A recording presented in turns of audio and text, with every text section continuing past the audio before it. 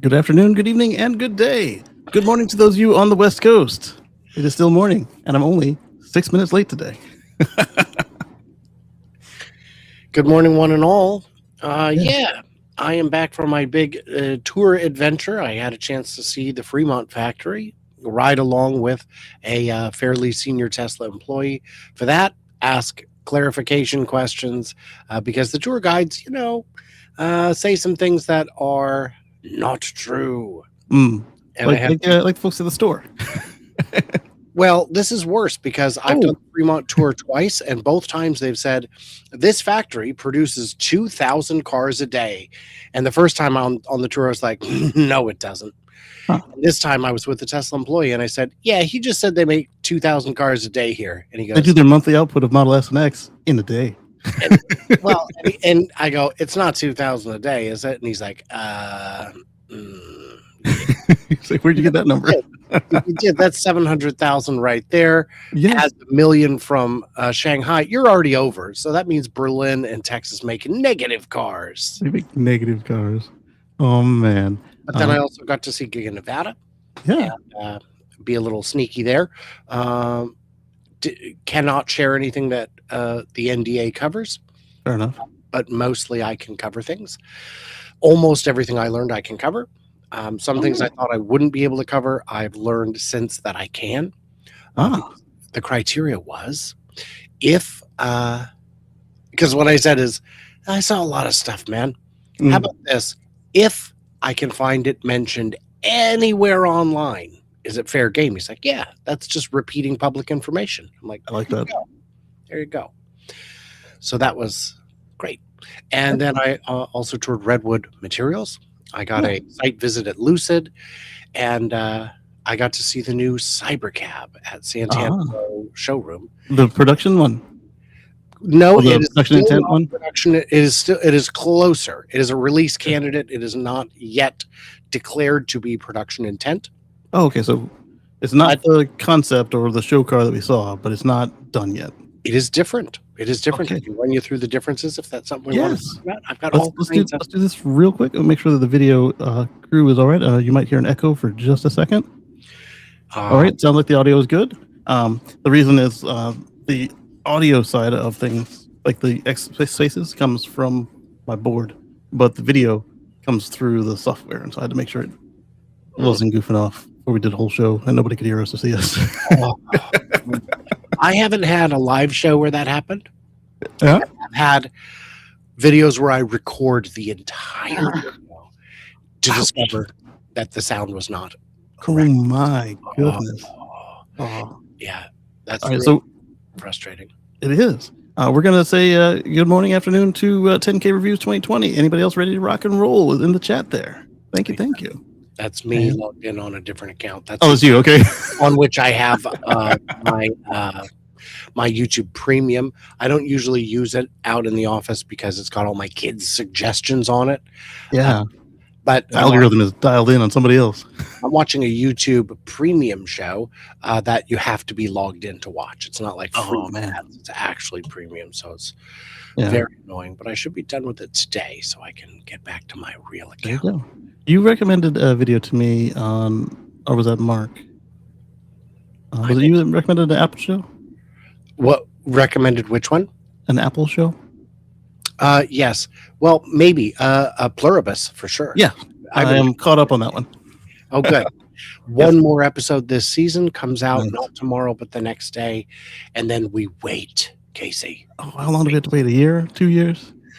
I don't know. Some of these shows, man. That's the thing about not having a fall schedule is you can, and 9 episodes. Nine. At least Vince Gilligan is a good storyteller. That's for sure. Cranberry Juice Crew. So what's going on with me before we get into your tour there? Yeah. Had a trip to one of the largest superchargers on the East Coast over in Manning, South Carolina. Nice. That was a blast. And then we went to a light show at a zoo, which was interesting. The girls appreciated it. And then on the way back to home base, managed to collide with some flying debris And yeah, thank goodness for multiple dash cams. So we'll get into that later. Good. My last Tesla crash, I don't have to worry about not sharing anything with anybody because I don't think we're suing anybody. So we can watch the video on this one before 10 years from now. Good gravy. Yeah. And I say that, full disclosure, I do love gravy. So it's I miss gravy. It's a holiday season. Yeah. Veggie gravy is not the same stuff. It's kind of gross, actually. Right. What do they use to thicken? I mean, cornstarch, sure, but Yeah, for the cornstarch. fat, what are you doing? Oil, I guess. Like a coconut oil or something. Boo. It's not the same. Boo, Kacey Green. Yeah, like there's some stuff. Well, it's a lot of animal fluids. Animal fluids, yeah. Let's get real. Yeah. So that's what I'm saying. It's like on some items, like a hamburger, you can reliably do these days as a vegetable product, but some stuff, it's like there's no need to make an imitation of this other thing. It just is. Right. At least with today's technology. I'll tell you, the best vegetarian food to me isn't fake chicken. It's real something else. It's real. I'm a vegetable and I love bean burrito. Yeah, bean burrito. Yeah, exactly. I mean, you can put so much great stuff in a wrap and have it be its own thing. Mediterranean food lends itself well to vegetarian dishes. Yes. Yeah. I've had people ask me like, why are you eating a fake burger if you like vegetables so much? It's like, well, it's not that I don't like burgers.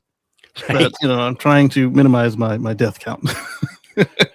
I mean, I guess for me, it's also the what it's made of makes me feel a little lighter, a little more energetic throughout the day.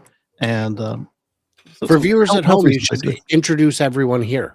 Yes, it's a good point, especially for those folks on audio. So for those of you who are regulars, I'm Kacey Green. Good to see you. And then we've got Brian from Futurasa over here over on the left square, and Moto's peeking around the corner of the green screen. I don't know what she wants, so bear with me. You what? That's the thing about having a supervisor, always watching the production. You're gonna have to get mommy. I'm in this chair. From the side, those smart glasses look a lot bigger. From the side profile? Yeah. They sure do. Yeah, they sure do. It's like half-height goggles. And joining us via audio. Yes. We've got Matthew Rudisell. Did I say pronounce it correctly? Wow, you got my last name right. Nobody ever does that. That was man. Amazing. Yeah. So, yeah. Thank you for that. Yeah, you're over in the X Spaces chat, and I'm sure there's more ways for people to kind of jump in here, but these are the only two people I see right now. So All right. So where do you want to start with the tour or with the cybercab or? Let's start with the cybercab. That's the most exciting part, I think. Okay. There are some changes, some very obvious, some less obvious. Okay. One change is it now has 2 wiper blades instead of 1. Why? Because they don't want to be a Mercedes? Mercedes has that clever W pattern to it, which is extra mechanical linkage to fail and all that. Love that part. The human doesn't need to see out of this car. So they put 1 windshield wiper on it, and it presumably focuses, stops at the top, and just clears the camera. But I imagine what they found from testers is, right, but I still want to be able to see out clearly. Yeah. Yeah. Okay. You know what? Yeah. It's not for the human safety. It's for the human's comfort. Got it. Oh, okay. Fair enough. 2 wiper blades, easy enough. A big change that I haven't seen anyone mention is it's bigger. It's gotten taller. It has gotten taller. It is almost as tall as a Model 3 now. It is within like an inch or 2 of the roof height of a Model 3. So that it used to be like a Miata type height, right? It was more of a Miata height. And this is, I'm sure, for also comfort, for egress, for all that. Yeah, then I would have tried to get into my Model S when I was Ubering that. It was fine once they got in, but you had to get down there first. It's like that sports car height, and then they had to bend around. So if they weren't fully mobile, just somebody a little older or having a bad back day or something like that, it was easier for them to get in the back seat than the front. But there's more legroom in the front, and so that makes sense that they would make it taller and easier to get into. I like that. Well, if it's taller now your door swings higher than before, that's and it already true. swung pretty high. Yeah. So they removed the window frame. It is now a Oh, frameless it's frameless window, now. Okay. and when it rolls up, it can presumably automatically roll the glass down so that you've got that extra foot of clearance in the swing. Okay. But now, because the Falcon doors on the X are framed, fully framed, so you've got a frameless and framed car in one. Mhm. How does that change the engineering? That sounds a lot more of a problem to get around. Not impossible, just like they'll need to do more than just put arms on it and pick it up. No, because the structure is all in the hinge. So it's not like the Falcon door where The hinges you up top. couldn't make that frameless if you tried because the frame is the structure. Yeah. So on this, it can clear the trees or whatever better. I'm still getting comments because my video on this came out today. Oh, I'm awesome. still getting comments. Drop a link in on- the chat. yeah. Oh well. Getting people today saying that it is but Farzad said there's going to be a steering wheel.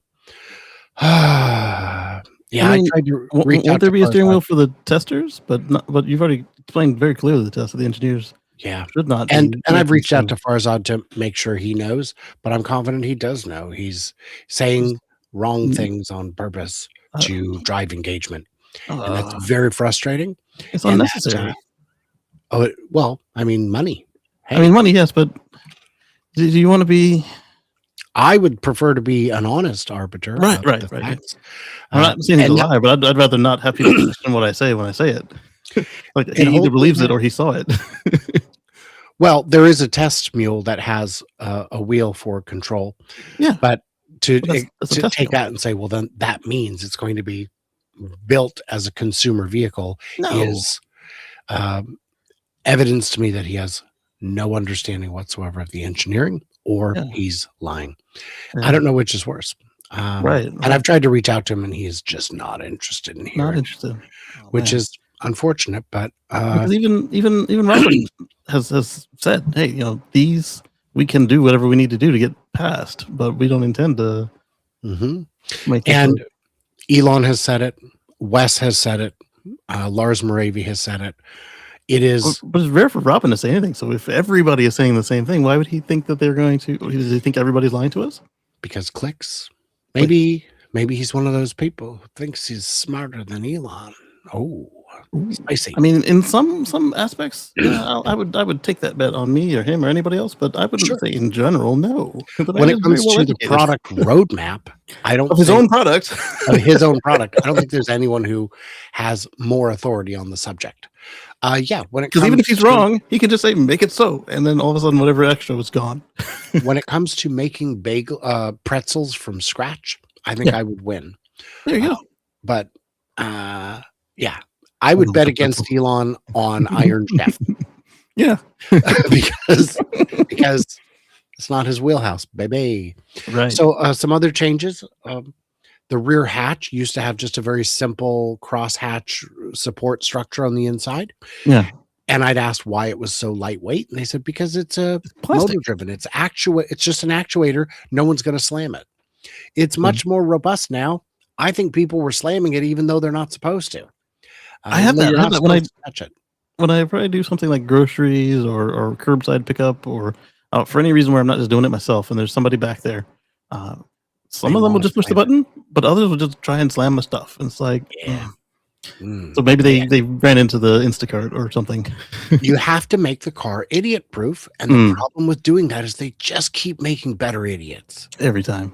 Every time. It's without fail. It's amazing. Other little changes, they've moved some cameras around, and the placement of the front fender cam is now such that when the door is open, it can see back through the crack. Oh, okay. So if my door is open and I'm getting in and a cyclist comes screaming up, the door's not going to try and close well.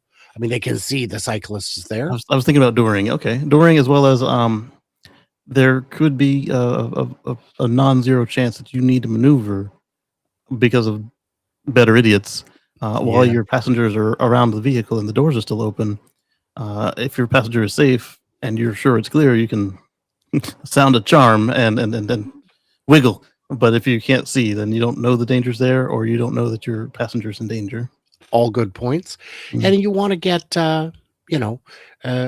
if someone doors themselves on a stationary door, that's a very different claim than if they door themselves on a moving door. Now I have liability questions. Yeah, liability, repairability, because if, and then, I like the dooring all around, open, close. That's a good reason. The tires no longer have the gold stripe on them. Oh, that was whimsy. It was, I loved it. Yeah.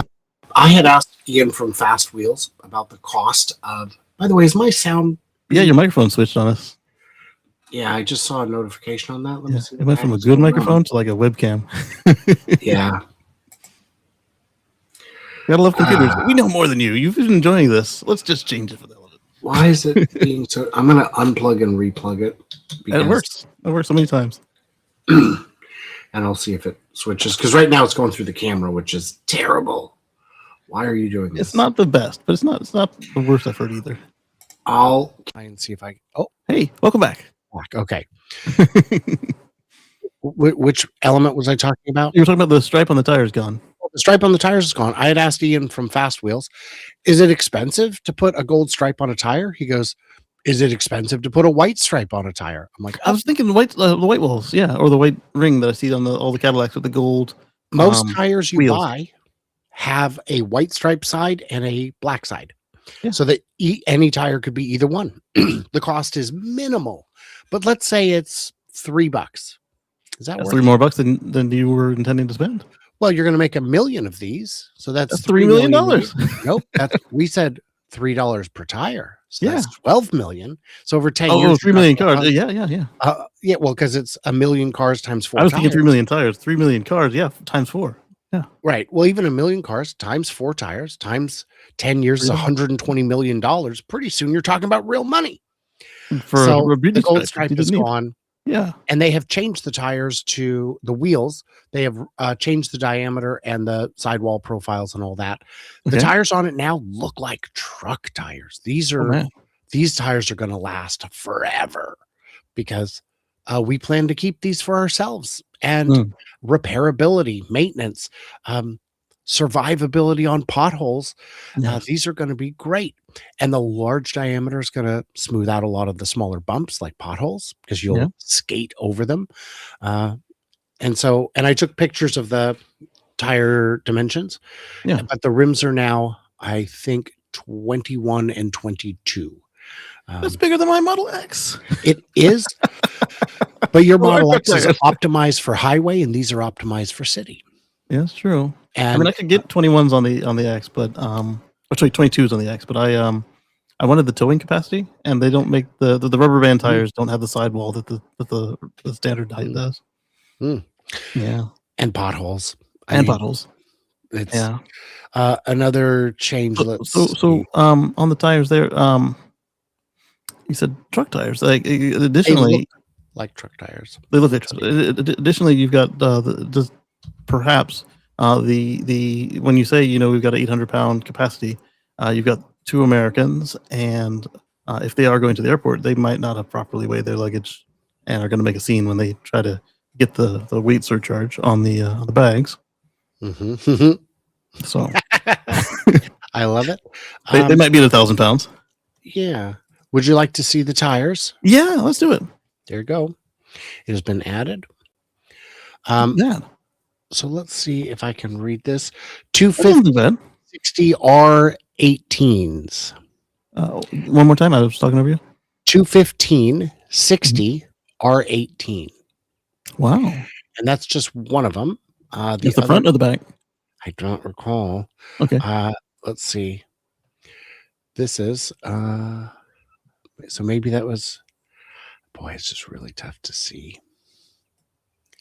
We go with Continentals. I do like those. They have Continental and Michelin and Pirelli seem to be their favorite. Marker piece here has been added. Is it a light too, or just a reflector? Just a reflector. Here you can see how the camera can see past the door. Okay. The other tire, 225/60 R21. So this is a 21. 20. So that's gonna be the back tire. That's the back tire.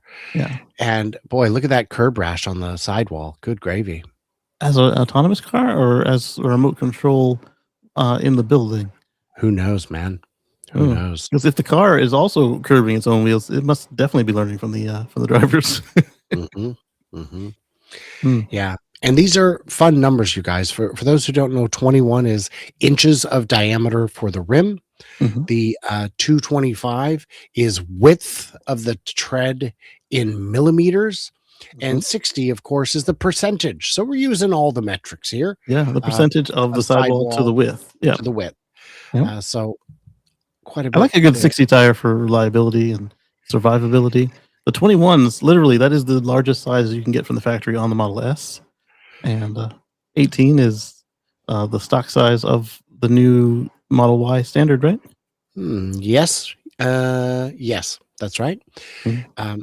So It looks narrower than last time, doesn't it? it looks narrower. It is not. It is deeper. It is definitely deeper. Like you could fit a person back there. Yes, as a and I coffin. believe that this is now a serious liner instead of trunk felt. Yeah, it's not felt. It looks like a truck Like a liner, plastic doesn't it? kind of thing. Yeah. And the back here, it's got a lip now, so that Oh. when you open your hatch at the destination, all your stuff doesn't come spilling out, I was thinking that. Yeah, which is nice. it Here does you make it can harder to see. clean, though.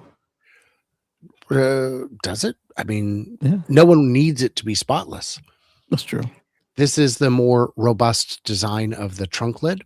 It is because on the patent for the Starlink Mini thing that they had last week, that was that more simple, just thin piece of plastic they had instead of glass, right? Well, I think it's above here on the top of the Yeah, that vehicle. part's the same ish. It looks right. Yes, because I don't think they'd put the Starlink in a moving part, Good point. in an articulated part.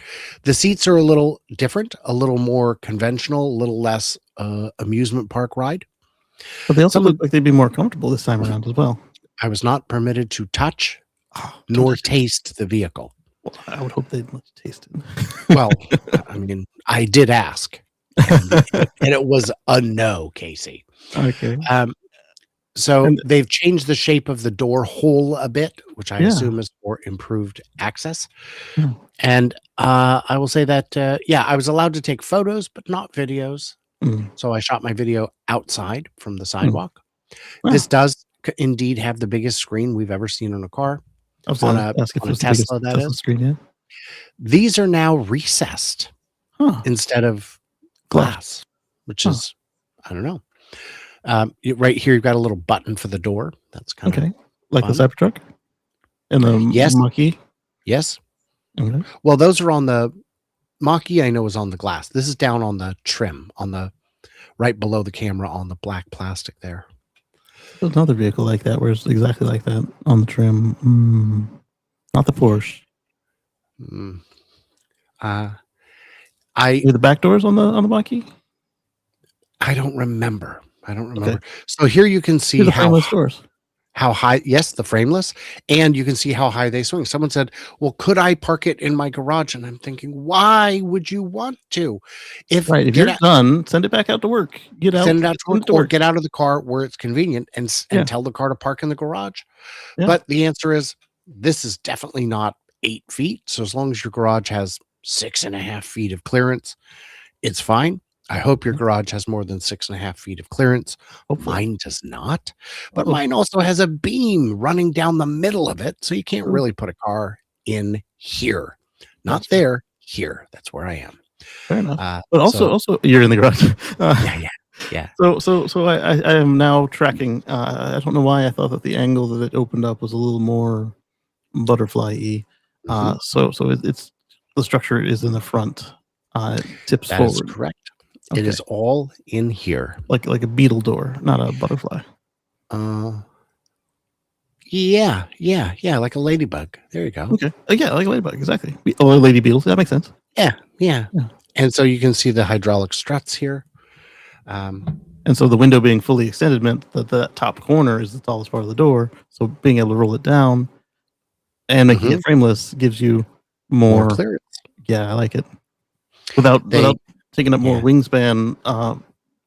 This way, if you're in a parking lot or a driveway, that would be either somebody would misjudge it and clip your wings, or they'd think you're a big jerk. Yeah. And I think from here you can see it's not the greatest angle. I apologize, but it is closer to normal car sized. Yeah, we do know that we have reason to believe the battery has increased from what I had predicted a maximum of 35 to 50 kilowatt hours to 60, which would give it quasi infinite range because it'll be so efficient. Yeah. And to the people saying, oh, it'll never get that kind of range, I would say, you do know that people with their Model 3s will get 5 miles to the kilowatt already. When I asked the engineers, hey, 5.5 miles to the kilowatt hour, that's low, right? And he goes, that's the number we're allowed to say. Fair enough. Okay. But also they're very experienced building 60 kilowatt hour cars because they've never built anything less. Other than there was the Toyota RAV4 EV, but that was not as a Tesla. Correct. And anybody curious, if you're looking to buy office chairs, these two are available. It's in my car still, but I've got a Model 3 chair, a Model Y chair for my office that I'll start using forthwith. It is very exciting. Tim in Redding, California makes them. Okay. And yeah, I think I bought one. They are very comfortable chairs. It was on 2000. It doesn't ship. 3000. It doesn't ship. You gotta pick it up yourself. Yeah, in Redding. In Redding. And depending on what seat there. Yeah, I bumped the microphone cable, didn't I? Yeah. Back in a second. And you get one of those retaining clips with the screws like the old monitors. Yeah. So the chairs, he only charges $300 to $500 depending on the chair. Well, that's not bad. You supply your own chair, or is that all? No. That includes the chair. No wonder he doesn't ship. He used to have a way to get them at a good price from Tesla, and then Tesla found out that they were doing that, and they're like, we don't make a profit on these. What do you? No, stop. So now he gets them from auctions and whatnot. Hey, I wanted to show you this. Look what came up on my YouTube Music. Do you see that? Is it you or? No, it's you. It's me. The Tesla Life Express with Mark and Patrick there. Yeah. And I was like, I'll be darned. So, and you can tell I'm looking at Christmas stuff, and it's like, you know what you'd like for Christmas, Brian? You need some hang out with your friends. Yeah, that was nice. I was gonna share that with Mark. I haven't had a chance to chat with him yet. You can see I keep my Wordle stuff in here, but we flipped a couple switches in the YouTube stuff to make it know that that's a podcast. Yeah, and I found an off-brand Cybertruck. So okay, it's a Canyon. Very off-brand. Look at those wheels. Yeah, I like your Christmas suit. Yeah, it doesn't fit. I just put it on because I was like, well, if I'm taking the picture, I'm taking the picture. Right. I got to meet this celebrity, one of the most famous people alive. Mr. Claus? Yeah, Mr. Claus. I hadn't seen him. I said, I haven't seen you since, when was that? And he goes, I think last December. I'm like, yeah, like the end of December, I think I saw. He's like, yeah. And of course, the Super 8, hot breakfast apparently means toast. Oh. So no. Yeah. I mean, I believe you, but they're wrong. That is not how breakfast is, you guys, for crying out loud. You can't do that. Mean, most of that breakfast is cold. I mean, the toast is literally got some temperature to it, but only for a second. So that's, that's how that works. Yeah. But, what's up there? Awesome. Yeah. So then your tour was involved with that, or was that separate? Separate. Same day, nearby, separate. I don't know if he wants me to say his name, but one of the fairly high up people at Tesla, who's been there for 13 years, 14 years, was gracious enough to add me as his friend or family. And the deal is apparently that they have to be there on the tour.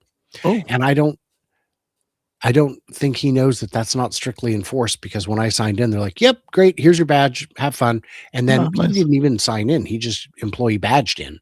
So I don't think they'd have noticed, but it was fascinating. I got to see more in different parts of the factory than I did last time. And they changed the tram seats, also Model Y. Oh, nice. Yeah, so it's super comfortable tram, the most comfortable tram you've ever been on. But you get to see the stamping and all that. The only thing I noticed, there were two things I noticed. At the end of it, I asked him, I said, was there anything I saw today that's NDA? Because I didn't, there was no Model YL parts around. There was no Roadster peeking out. There was nothing like that. And he goes, nope, everything you saw, I think is fine to talk about. So the two things of interest were, compared to last time I went on that tour, this time I saw 0 boxes with Chinese writing. Oh, Before on the SNX line, quite a few of the parts, especially the wheels, were from China. That is, doesn't appear to be the case anymore. And the other thing I noticed was a section of the factory completely tarped off with black plastic. Oh, And security fencing. And I said, oh, something's going on in there. And he goes, yeah, what could it be? Gosh, I wonder if Tesla has any new products coming out.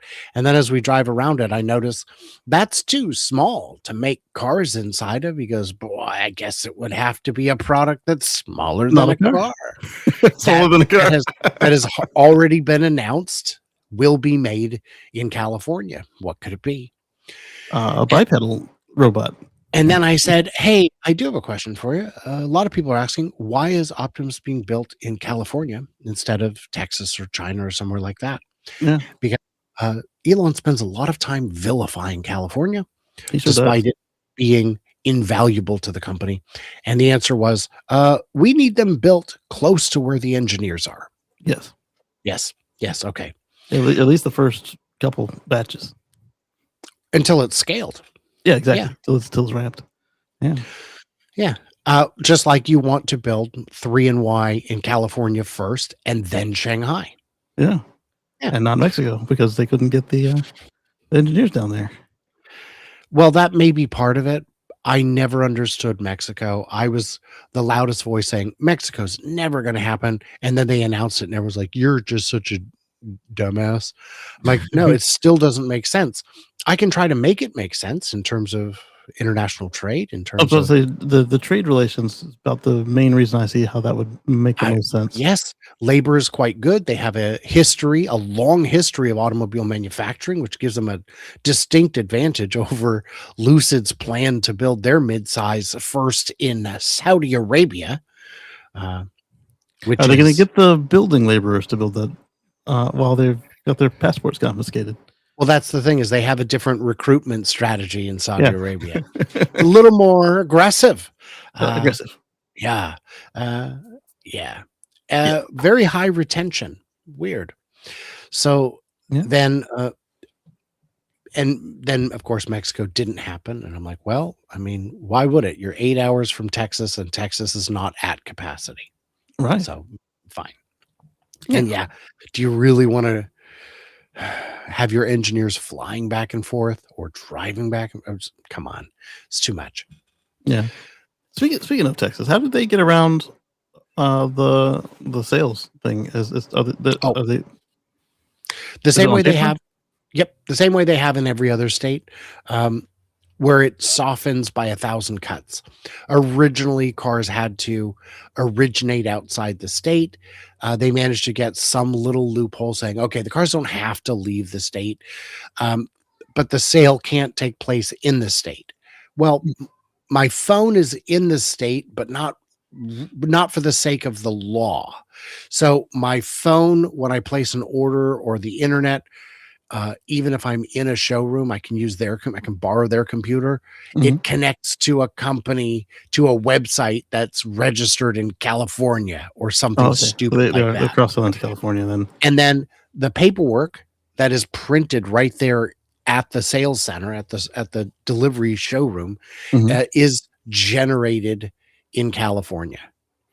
Oh, okay. So it's the same as their service. Services, California service in Texas. And it just makes sense, because what you tell them is, look, if you're going to be real difficult, we'll just put all our locations on tribal land. like they did in Arizona. Arizona, and then in the Northeast somewhere. Yeah, because now the tribal land in Texas is not close to major urban hubs the way it is in some other places. But yeah, so they've managed to just soften around the edges. What I said is, look, Elon's putting all his companies there. Could the state at least be nice to him? Yeah. And the pushback I got was, the problems that you see are not terribly material. The only thing you really can't do is have the sales agent literally place the order for you. Fair enough. But they can stand there and tell you which buttons to push. It's not very many buttons. Right, it was like 4. Shockingly few. And type in your address. Yeah. The dealer lobby, they have a lot of money in Texas. I think that's probably the only reason this is taking so long. That and the state only meets every 2 years. So you've got the every year since the Model S launched, they've been scheduled to be discussed, and then they never do, even during emergency sessions where they do other stuff. I don't know if you've looked at the chat, but there is someone, I think, trying to get Marcus. I sent Marcus. Is that Marcus? Is EV Smoke ATX Marcus? Yeah. Okay, I didn't make that connection. Got it. I haven't seen him click in though. Marcus, if you're listening, I sent it to your Facebook. I don't know if it chimed or not into the messenger. I have most of my services like that set to shush, because if I had notifications on for X, my phone could double as a back massager. Which, by the way, was, you're welcome, the third joke that I substituted in for the first two, because, you know.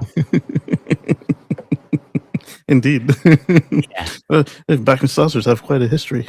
The medical community, if you will. The medical community. Some people have longer necks than others, apparently. They do. Need more aggressive massaging. Hey, Joe. Joe's Mac unstable. Nice. Yeah, thank you. Yeah. So I also saw Gig in Nevada. Yeah. I saw Redwood Materials, and I went to Lucid. Let's hear about them. Yeah. I like the concept of Redwood. And then we talked recently about their they realize that so many of the packs they have are still viable, and so they're putting them out on forklifts and pallets out in the desert at facilities that have contracted for them, and are using them until they're actually dead before they go and put them in the recycler. Yes, it's I got no new information about that, and I was very aggressive with my questions. The person who took me around, Adam, is a tour guide.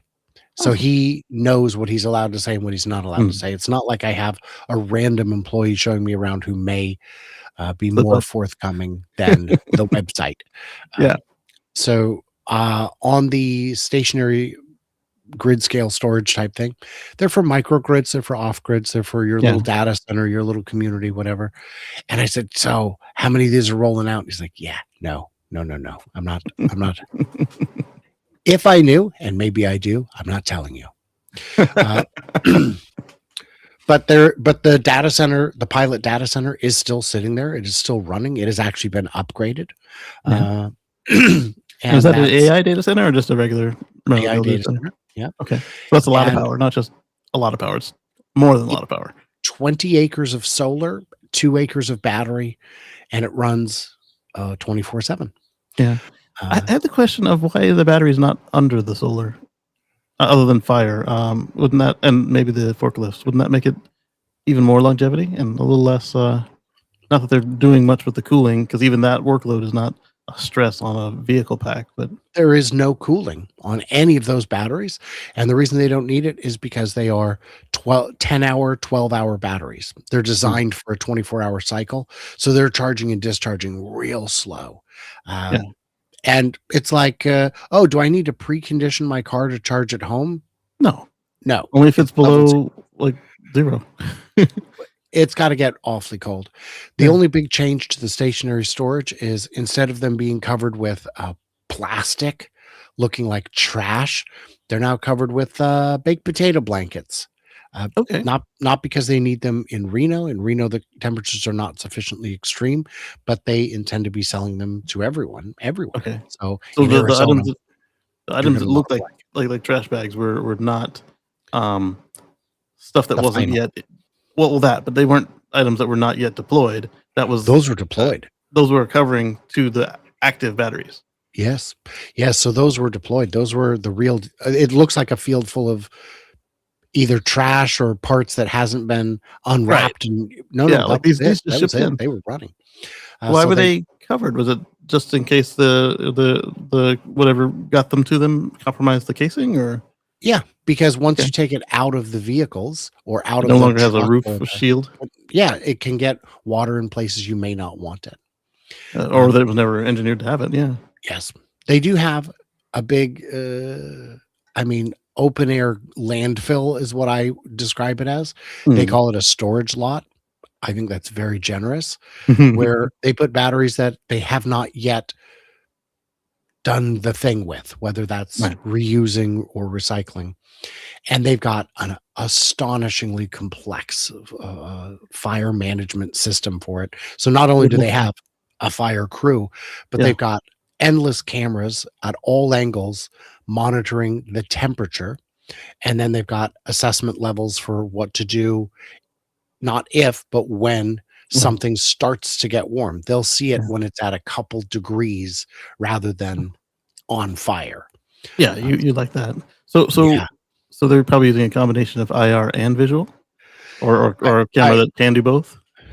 I my guess is it's just IR, but I don't know. Okay. That's not a question It didn't ask it. Okay. I Um, didn't ask, and I don't. Yeah, it's not that pertinent. I mean, it'd be like nerd trivia, but it would be the fact that so they're optically in some way noticing that something's on fire before it is on fire. the Especially big because they get them from junkyards and trade-ins and hey, I got these batteries. You want to take a pallet of them? So they mhm, can't be choosy, yes, and there some of them can be are. compromised. Well, we can't be choosy because even though we'd like you to give us something that's gold, if it's gold ore, we'll still take it. Yeah, Uh, we'll take silver. We can yeah. find something to do with this. Well, and that's the beauty is when it comes to so let's say the battery is no good. Mhm. It's damaged, it's compromised, it's not holding a charge. We're just looking at the minerals at that point. What Right. they're working to do is close the loop completely. So what they're doing is they'll like, oh, this part of the process, when we do this, the byproduct is sulfuric acid. I'm like, I wonder what you could use that for. we use it over in the other building to do the separation. Yeah, Okay. there you go. Yeah. So they're closing the loop.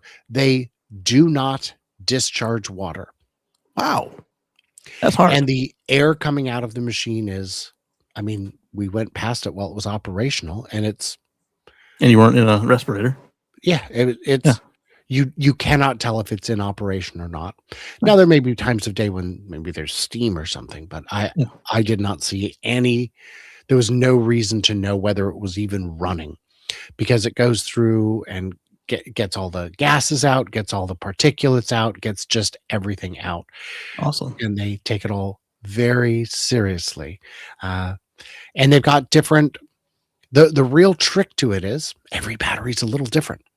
Yeah. But there are steps in common. So you break it down into little pieces, you get it real hot. And as it separates, you just take whatever separated. You get out. And then as it cools, certain things congeal first, scrape them off. They go in this collector over here. And then when you're done, you didn't get it all. You take what's left, you throw it back at the beginning, you keep going. Yeah, re-refine it. Yeah, Like the gravimetric density. You get the thermometer where the stuff will float at different. Yeah. Those are pretty fun. We had a discussion with Patrick about the lead recycling. It's great. We recycle lead at a high lead percentage. is very high percentage. Yeah. But he pointed out that while worldwide we recycle lead wonderfully, some jurisdictions are not set up on verification and like OSHA style safety, so you can end up contaminating some field in the middle of a third world country, Hmm. and not just the field, but everything that it drains into and leaches into. And so we were Well, we have a different ocean, yeah, sure. right?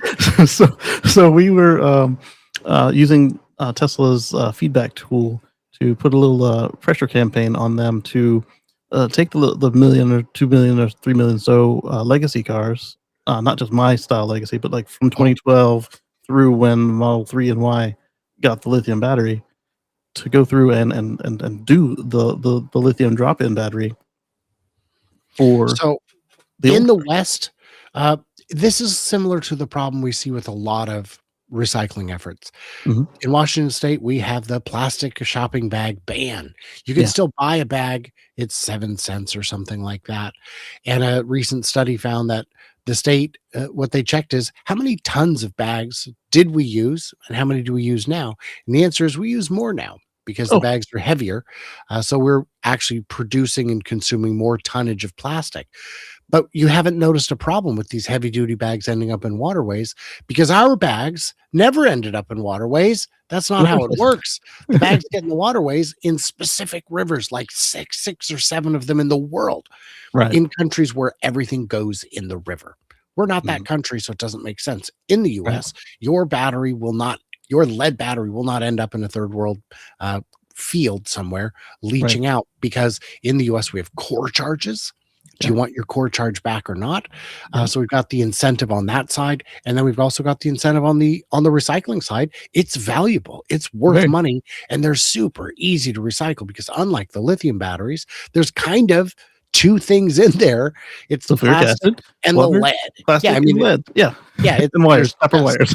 copper. I mean, so the plastic, great, that's garbage, but everything else is money. Very valuable money. Metal. And the plastic can actually be used as fuel in the furnace. One of Oh, the that's true. things I asked at Redwood is, how do you de-electrify the batteries before you chop them up? They don't, Why not? because are they the ones that cool them down, or they just chop them straight? Chop them straight. Okay. Because there's nothing to conduct it against. They're It'll already conduct against itself. itself, yeah, but they're already the furnace. In the furnace. It's part of the furnace process. It's doing the cooking. You already paid for the juice.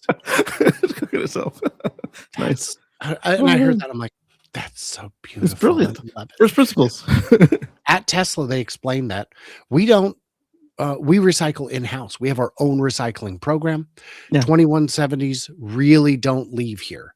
And then over at Redwood, I saw pallets and pallets of 2170s From Tesla? still in the Tesla racks. And they're like, yeah, I don't know what they're talking about. They said, maybe some of them don't come here, but I mean, you tell me.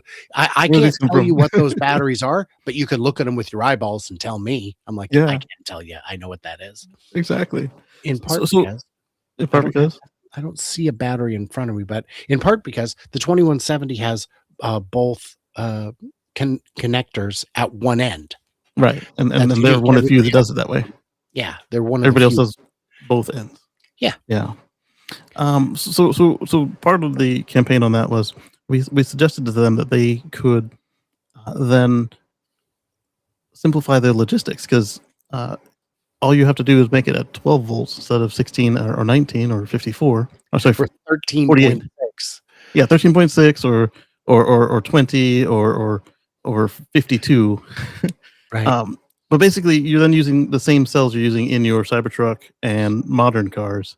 Yeah, you'll have to have a separate BMS, but you don't necessarily need the LIN connection. If you put in on the software into the MCU, you just put an option for, I'm using a Tesla lithium battery, and it can optimize on that. But if you're not using or say you forget to do that step, if the BMS is already compatible with 12 volts, it just won't ever fully charge. Yeah, I don't. What they say? They didn't answer me yet. Yeah, But they did give me the, hey, we've received your feedback. Hopefully, because I have a pair of Chinese drop in 12 volt lithium batteries, and they They just know they'll never get full unless I put them on the external charger because What, they're using a lead profile. Oh, gotcha. Yeah. Gotcha. Yeah, I but since Tesla made the car, they can just tell it, hey, all right, we know this is a 12-volt battery. Go ahead and charge it to 16 volts anyway. Yeah. Yeah. And it'll be good. Hmm. Yeah, but we'll All see. that- I hope that. So another thing I did on this trip was Yeah. I used chargers from a company called Electric Era. Oh, this is the one where you were going to use exclusively them because they sponsored the They trip. paid for my juice. Nice. They didn't pay beyond the juice. So, I mean, and one guy was like, "Oh, I don't know if I can It's- trust you." I'm They like, "Buddy, sponsored the locomotion. it's like $48. If you think Yeah. I can be bought for $48, Right. I mean, plus you've disclosed it. Like Right. the way I Right. wouldn't trust you is if I found out later you got $48 of fuel and you're glowingly talking about these people. there are some big names in the community who do not disclose financial relationships, and once you discover it, it erodes the trust entirely. And at our level, it's actually an FCC requirement. Mhm. We don't have many at our level. But that Mhm. is the one of the only ones. I'm gonna put the name of someone in the private chat. Okay. And I'll because see if that somebody is I expected. The most egregious example of tremendous amounts of money flowing that is not disclosed, and it's really disappointing. And then people will say, "Oh, Brian, you think this particular company's doesn't have a good roadmap? This other person says they do." I'm like, "Right, there's a Mhm. reason. There's a reason." There's a reason. So on the charger, my experience was the tap to pay works. The handshake, instead of being 5 seconds, is more like 15 or 20. Yeah. That not a deal breaker. The price is a little bit higher than Tesla. If Tesla was at 45 or 50, they'd be at 55. And so it wasn't, there was no price advantage. The Mhm. real disadvantage is the cables are not liquid cooled, so they're thick and heavy. They are not one hand cables. Most So of the they're like a V4 connection on a V3 on a charge rate. V2 style. V2 charge rate. So Okay. it is thicker and heavier than a V2 cable, and heavier still because it's longer. It has to be longer Ooh. to service different kinds of cars. Yeah, that makes It's sense. so heavy that most of the handles had a second, like, you know, how your Sith has a is that how you pronounce it? The Grim Reaper's tool has a second handle on it. 5. Yeah. Um, I call it so 5. that Might not be right. heavy. So what are the downsides? Yeah. Oh, and also your car won't precondition Oh, because they're not in the map? because it doesn't know it's a charger. And I'm sure Oh. one time I got it to recognize it and precondition, but mostly I couldn't figure it out. So who's this for? You know who I say it's for? I say it's for people who aren't giving that Elon feller another penny. Great. Yeah. I've seen some of that. You have options. And I'm not saying just use Electric Era. They're not even branded as Electric Era. You have to look it up and determine that that's what these are. They are, but the overriding message is Tesla's not the only game in town. If there isn't one near you, if one of these might work, then there you go. Do that. I like the idea of having other options because one, you could be in one of the spots where there just isn't something, and two, if there's any competition, it makes them have to behave as if there is competition, even Yes. if they don't think that they are, or Agreed. they're regional. Yeah. Agreed. Completely. So that is really cool to see that there. So one question I've been wanting to get an answer to, and no company will answer me. And on Yeah. this one, I'm going to pin them down and say, you have to answer, or I just can't do this anymore. Is what is the division of the? I mean, show me a chart, a stacked bar of who's getting paid what. How many fingers are in the pie? I know some amount of it goes to the utility. How much is it? It's not 10 cents. Surely they've got big connection fees and whatnot. Is it 20? Is the site owner getting a dime? Are you getting a dime? Who's getting what? Because I can't wrap my head around 55 cents to $1 on a charger where I know the juice at home is 12 cents. Right. And then you've got I'm also curious how that compares with the third-party Tesla stations, like the one we just saw open up in Florida, Oh, compared yeah, compared with because other because they've got operators. I don't know on that because I assume, at your location already, you could negotiate a split. Yeah. So, I think, yeah, it'd be interesting to know. I do know those guys, Sunbelt or whatever their name Yeah, is. them, Sunbelt, yeah. And I I did notice that if you are a, unlimited supercharger, they give you a warning. This is your only free one. After this, it's on you. And that's because, not that they can't afford it, but, they chose not to eat that loss and still pay the owner. They warn you? What do you mean they warn you? You get a message on screen the same way you get when you do your first, overstay or over capacity charge, And like, "Hey," what does the message say? It says you're at a third-party charger, buckle up? pretty much. I This got was a notice on my screen saying, "Hey, it's cold out. If there's steam, that's normal." yeah, it's similar to that. But the one I'd seen before that was, "Hey, you charged here for 6 minutes, after the car was full. Oh, Um, here's 6 cents, on us. Next time it's on you." mm. And the next time they took 26 cents from me. I was like, "Damn it, Elon. I How find did you this get the 6?" upfront immoral. By the way, if you want to use a charging stall as a parking spot without Mhm. incurring overage, use your EV-ject and hit stop charging, and it'll look like you're still plugged in and going. But no, you're stealing parking. Yeah, and they didn't used to need this, and then they found out that, there's this doctor, and he's using it as a parking space, and, then they added some much lower fee than the dollar a minute, and he's like, "Oh, that's nothing. It's like a parking ticket. I'll pay that every time." And then they said $1 a minute, and he's like, "Oh, that's real money." And That's real money. That's real money. I'll move the I car. have a lot of respect for the way Tesla's handled their charger network. When the company was growing, when they were adding Model 3s like crazy to a network that was really only designed for S and X, Yeah, how are we going to keep up? And they came up with some really great solutions. The first one being, let's charge at a higher power, higher output. That's one good way to do it. yeah, Easy. But the other was intelligent routing. I know that I station's do like full. that. Let's bump you Yeah, down to the next one. Um, and then congestion pricing. yeah, Look, guys, we're not letting you juice past 80. It's Thanksgiving Day. Everyone's on the road. And we've had that happen where we were going to see the cousins on Thanksgiving and it said, go ahead and stop. By the way, you only get to charge to 80. When we got there were 2 spots open out of 20. yeah. And when we left, there were 2 spots open out of 20. Wow. If they were letting everyone juice to 100, there would have been a line. And I think Yeah. that's just good management. It I was at increases the throughput. Yeah, I was at 2 of those yesterday, where it was congestion charging, and it's like, "Yeah, this is all you get." And I was like, "That's fine, because I don't wanna pay you for it." But then I think one of the stations I stopped at yesterday, it came down to, um, it wasn't congestion, it was just like, "Hey, high use, we've moved you to 80, if you need more, slide it up." But it wasn't warning me about a congestion charge, so it's like Oh, the it was classic a style. soft nudge to 80. Yeah, yeah, I had the one that frustrated me was we were waiting to pick someone up at Chicago airport yeah. at O'Hare and drive them to Muskegon. That route does not have chargers. So we're going to have to get all the way through to Muskegon on a charge. I've run into those too. And it's Uh, like, nope, you're only going to 80. It's like, I'd really feel better if I could go past 80 but because it handles it 2 ways on that for depending on the route and the car. Um, so one of them, this is before they had any congestion charge. The car would just blow through my limit. I used to keep it at like 90 or something.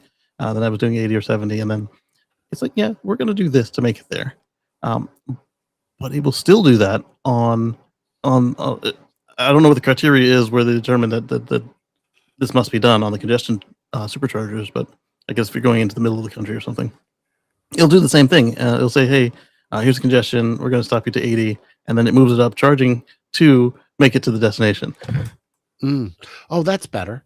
Yeah, So but I'm guessing that some of the areas, like Muskegon, there might have been something that they figured was available nearby in the town or whatever, so they're not gonna blow through. so this is the beauty of the rear wheel drive long range Model 3 Mhm. is it is a range beast. I went from the North Bay area, like up in wine country. I drove 5.5 hours to get Nice. to Fernley, Nevada, east of Reno. I arrived at 8%. 8. I like it. And on the way back, I left Nevada at maybe 65%.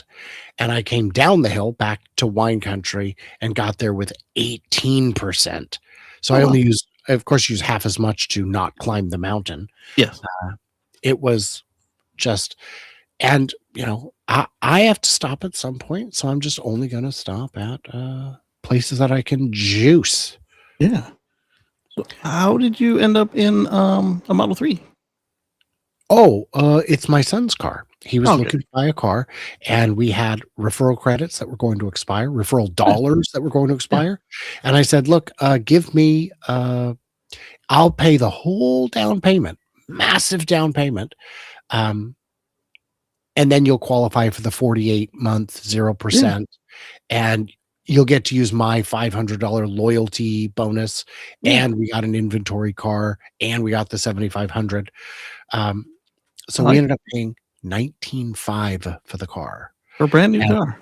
Nice. Brand new car. And the deal is, it's my road tripper. There you go. And he goes, well, question though, like if I need to drive when you're gone, I'm like, there's a Model Y in the house. Use my car. Right. Right. I can't drive 2 at once. Kids. Yeah. So thoughts on not taking Optimus reservations after taking reservations for both Roadsters, S, X3, Y, and Cybertruck and Semi, and then again with the S and the X later. I'm adding to your comment to say that.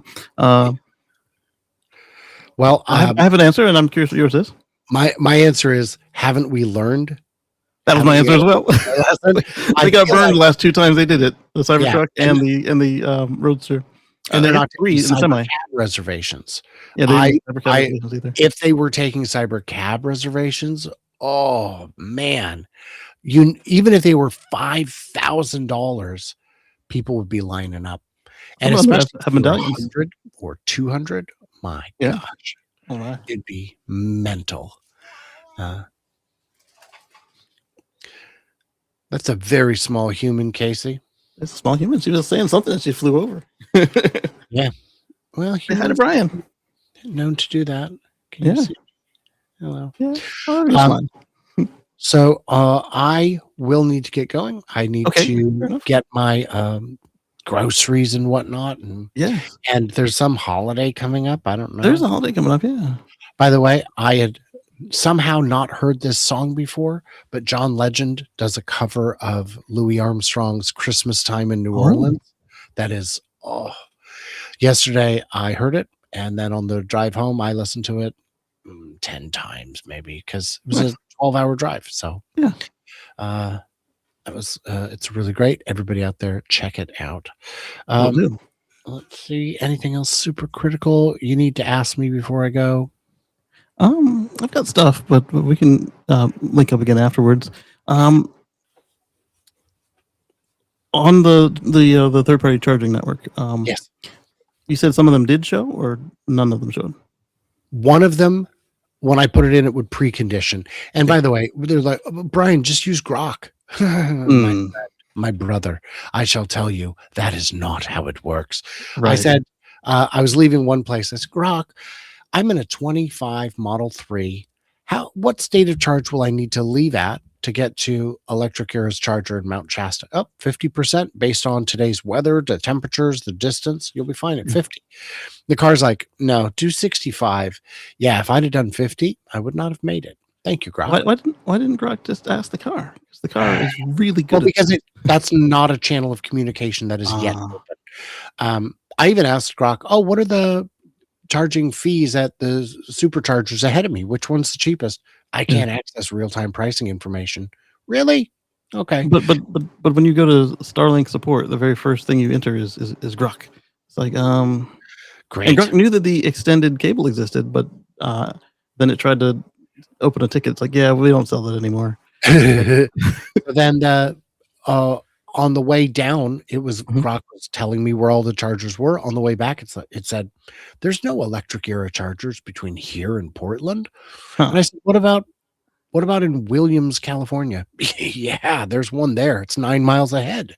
Yeah. Do you want me to add it to your list of destinations? And by that, I mean remove everything you've put in and replace it with just this one destination. I'm like, yes, please. That's I not go, good. what no, that's not good. I go, what additional electric air chargers are there? There's none. There's just none. I'm like, Wow. what about in Weed or Mount Shasta? Well, Yeah, those are there. Those are there. Yeah.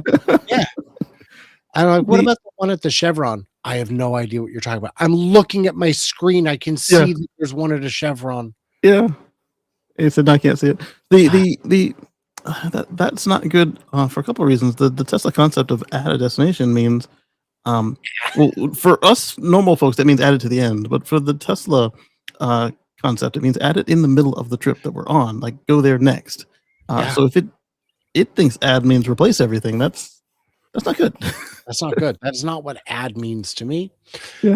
Yeah. At one point, I was in Nevada. I look over across the river and I see a power plant.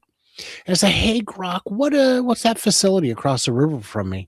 And it goes, "You're probably looking at Giga, Nevada, where Tesla makes." I'm like, "No, nope, stop, I'm gonna stop. That's a good 8 miles from here, and that's definitely not it. Oh, okay, it might be Apple's new data center. It's a power plant. Come on." Oh man. And the problem is, I end up having to deal with people all day who just ask Grok. Grok knows everything. Ask Grok. Grok is a fantastic tool. It's a good tool. You already know what the wrong answers are. But if you are trying to replace research with Grok, what you'll get is garbage. And then the people say, "Oh, well, tell me where it's wrong." My brother, my friend, I cannot. My favorite is if you ask it, you ask it, and it'll tell you it itself was wrong. It's like, oh, okay. Yeah. Fact check the following statement. Whoever said that's a dummy. I don't know, man. It just said it the previous turn. It just said.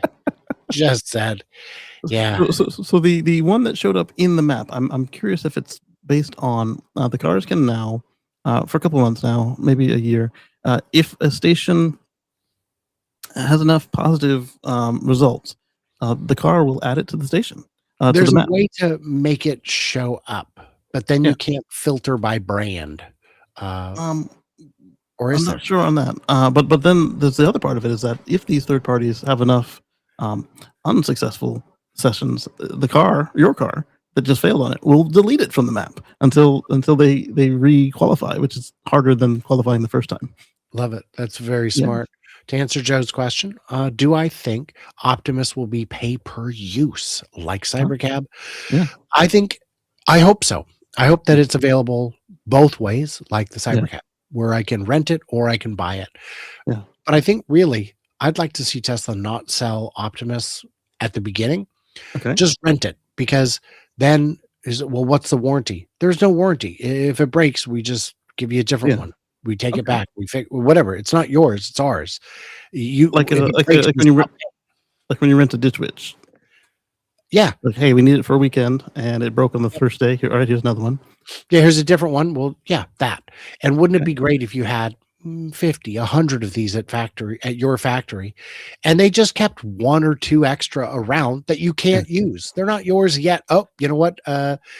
63 just slotted in. That one's got a broken elbow. It's taking itself back. Okay.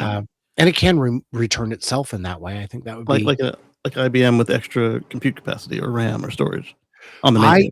You know what I need? The design of these hands was all wrong. It's fine. It's not yours. Don't worry about it. There's not even a recall because it's not sold. It's ours. We'll just swap. Bring them all back. Bring them all back. Swap them out. Prior to this trip, I was of the opinion that there are no jobs in the factory Optimus can do today. My opinion has changed, because so many of the jobs in these factories is taking the goods and feeding them into the machine. Yeah. The pick and and it can do that. Yeah. And it can do that. And it could look at it and say, oh, pallet's getting low. It doesn't need to go over and get them necessarily. It can wirelessly tell 74 to go get them. That's true. And so it can just stand there and pick and place all day. Yeah. And it's not a high pace job, but it is a job. So, That's true. why Like if would I need this pallet fed into this machine, but I don't need it done on a time limit, do I want to pay a human who can do it in 4 minutes, or do I want the bot to do it overnight? Well, and the job, even though a human could put 30 of these racks up there, the machine's not moving at that pace. It doesn't matter. Right. Yeah. Their job is quite easy, and honestly deserves to be the first one to go. I'd like to see that employee move to a different position within the factory. When I was there, the day I was there, they were having new hire orientation, which they do every week. There were 160 people there. Oh, wow. Getting their orientation. It is a city's population that works at each of these factories. Yeah. So, which of course is delightful for traffic. Oh, of course. Because these roads were not built for it. Right. So that actually, Joe's other comment, he meant it for the Optimus to get on the bus like the iRobot with the Will Smith, the racks of them, the Robo bus. But then, a bus would also work for the traffic at these factories. I asked if they have shuttles at Giga Nevada, and they said, we have tons of shuttles coming from all directions. And if a bunch of people say, we need one in this area, we'll get one in that area. And the other thing they do to mitigate traffic is the shifts they're not doing 5/8s. They're not doing 4/10s. They're doing alternating 3 on, 3 off, 4 on, 4 off, 12-hour shifts. Okay. So there's only 2 big flows of traffic in a day instead of 3. Right. And then over at Berlin, they've got the train they bought. Yes. That helps. Nice. Yeah. And I've seen people say, oh, they should put boring tunnels everywhere. Guys, those are really expensive. Just build them. Super expensive. Just build them. If you have the surface area, use the surface area. If you don't, that's when you bore. So we had a bunch of folks here complaining about the town wants to annex some area, and folks immediately went to more people with bad traffic and more self-storage, banks, and car washes, stuff they weren't looking for. But I was thinking, there are a lot of very poor drivers out there, but perhaps, depending on if we go for the owning of self-driving cars or the cybercab call one up style, if we go for the call one up style, you'll have to worry about the crush of everybody going into the office. You'll have to mitigate that in some way. Either everybody staggers their start time, or I don't know how the company would do it. But if they all own one, then it's just gonna be like today. But there will still be less delays because the traffic won't absolutely suck at driving. So on my trip, I was well in excess of 99% FSD. The reason it was as low as it was is because my camera shroud is dirty, and on the drive into the sunlight, I would have to take over sometimes a little bit. But mostly it was because I've gotten to the parking lot, but I don't know where I'm going. Yeah. And in some cases, it's because you don't know where I'm going. Why would I leave the parking lot, make a U-turn, come back into the parking lot? We're just going to cut across here. This is ridiculous. So I got the offer yesterday for the first time where it gave me the sub destinations. Like, do you want the green lot, the blue lot, or the yellow lot? I'm like, hell if I know. And that's the other problem. Is sometimes you don't know where you're going. I'm going to need to buy a ticket first. Yeah. Yeah. I did go into the parking lot at Santana Row. I had to take a ticket and pay for parking. I'm like, oh, that sucks. And I was there for less than an hour. And when I pulled up the app to pay, it was free. Oh, I love that when that happens. Nice. Yeah. And that makes sense to me. Do you want people to come for lunch? So, oh, well, I got to get my shopping done. Get your shopping done, and we will meet up again, I guess, hopefully later this week, because there's some more stuff to talk about. Yes, and I do have some off-the-record stuff I can share. Awesome. How do you want to do that? Do you want to do audio, video? Just message me. We'll figure it out. Okay. Yeah. Send me a message when you're done with the shopping, and I've got a pretty loose week this week. Pretty much I've got Mark, and then whatever this one and her sister are up to. We'll and then I'll message you in a few hours. Sounds good. All right. You'll for the rest here, I bet. I might be. For the rest of you, we got only 3 items in the notebook. And then, of course, we'll talk a little bit about the largest supercharger I've ever been to. And then, of course, I've got you'll find me do a supercharger review video on it finally, because I'll actually have a couple hours this week to assemble everything. And yeah, definitely. And then we'll look at the carnage of what happened when a pickup truck runs over item in the road. Oh, thank you, Joe. I appreciate that. Very generous, Joe. Yeah. Merry Christmas. Yep. So I'll talk to you soon. Okay. Yeah. And see you soon. And then for the rest of you, I am going to shift screens for a second, and we will start talking about the 3 items, and then we will figure out how I'm going to display the photos and videos of what happened with the collision. And we'll also see what's going on with Madam Wiggles and the complaining. What's up, baby? How can I help you? You dropped your block. I'm you're not a cat, so if you keep dropping stuff, I'm not going to keep picking it up. But yes, I said but. But means that the part of what I said first isn't absolute. So where did you drop the block? And I'll hand it back to you this time. I don't see your block. Oh, there it is. Well, if I lean over like that, we'll fall. There we go. This what you're looking for? Yeah, that's what you're looking for. Now, don't hit me in the face with it again. I didn't appreciate that. Yeah. Yeah. Oh, with my mouse. Mouse on the wrong screen. You got a Mega Block or Lego? What is that one called? It's called Lunch. Yeah. Mm-hmm. Mm-hmm. Okay, so first item we've got is about Cybertruck. Yes, Cybertruck and the crash test rating.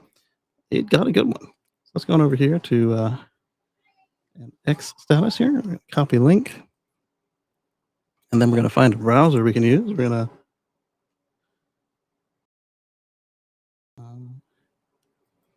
and then we may have another guest come through. Let's go to Anders has become a member. 46 months of membership. Good evening. Good evening, Anders. It's good to see you. And I appreciate the long-term membership. 46 months. Incredible. So 46 divided by 12. 3, almost 4 years. Good gracious. Love it. Let's see. I need to paste this here. And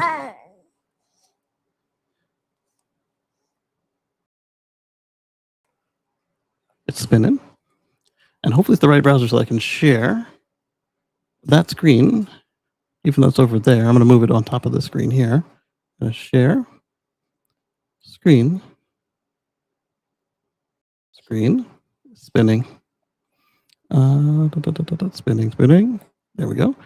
Yeah, it is the right browser. Okay, I'm going to share that screen. And then we're going to click this down here and click that over there and move this where I can see it in the glasses. There we go. Oh, it's too big. I'm going to shrink it down so I can see it in the glasses and still see you guys.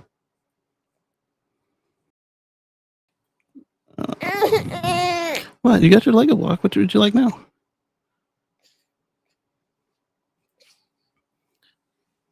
You sleepy? Yeah, I knew you were sleepy. You want to just like, I'll lean back a little bit and you can fall asleep right there in my arms? Yeah, yeah. Yeah.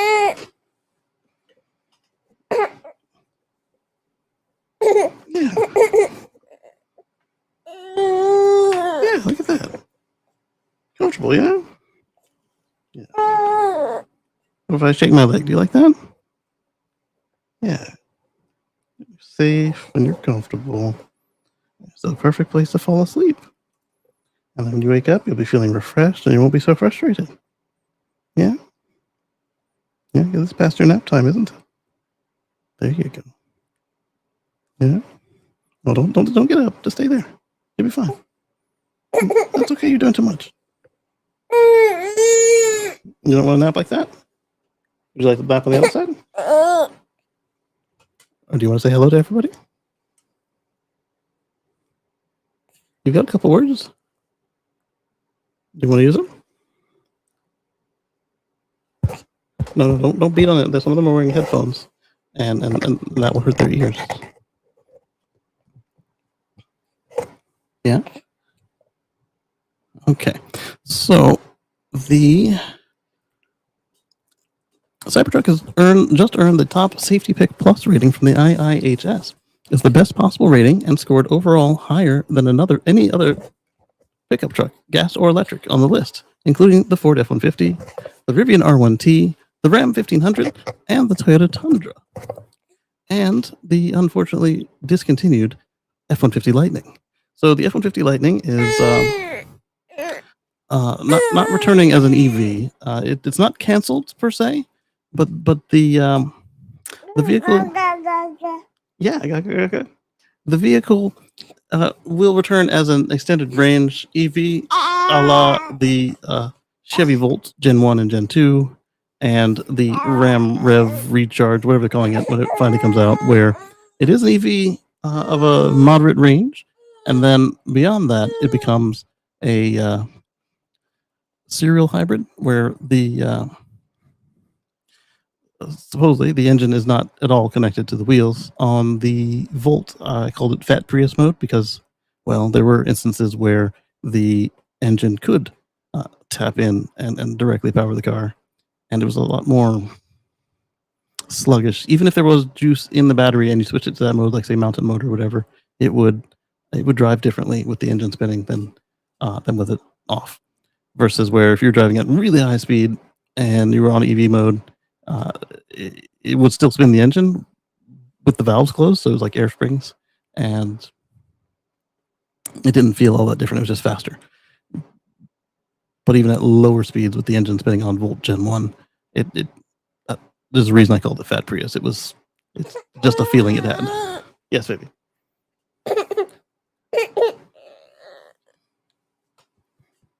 I'm not as comfortable to sleep on as mommy is. I know. But you'll be all right. You sleep on me all the time. I just can't play any music videos for you right now because your music is all copyrighted music.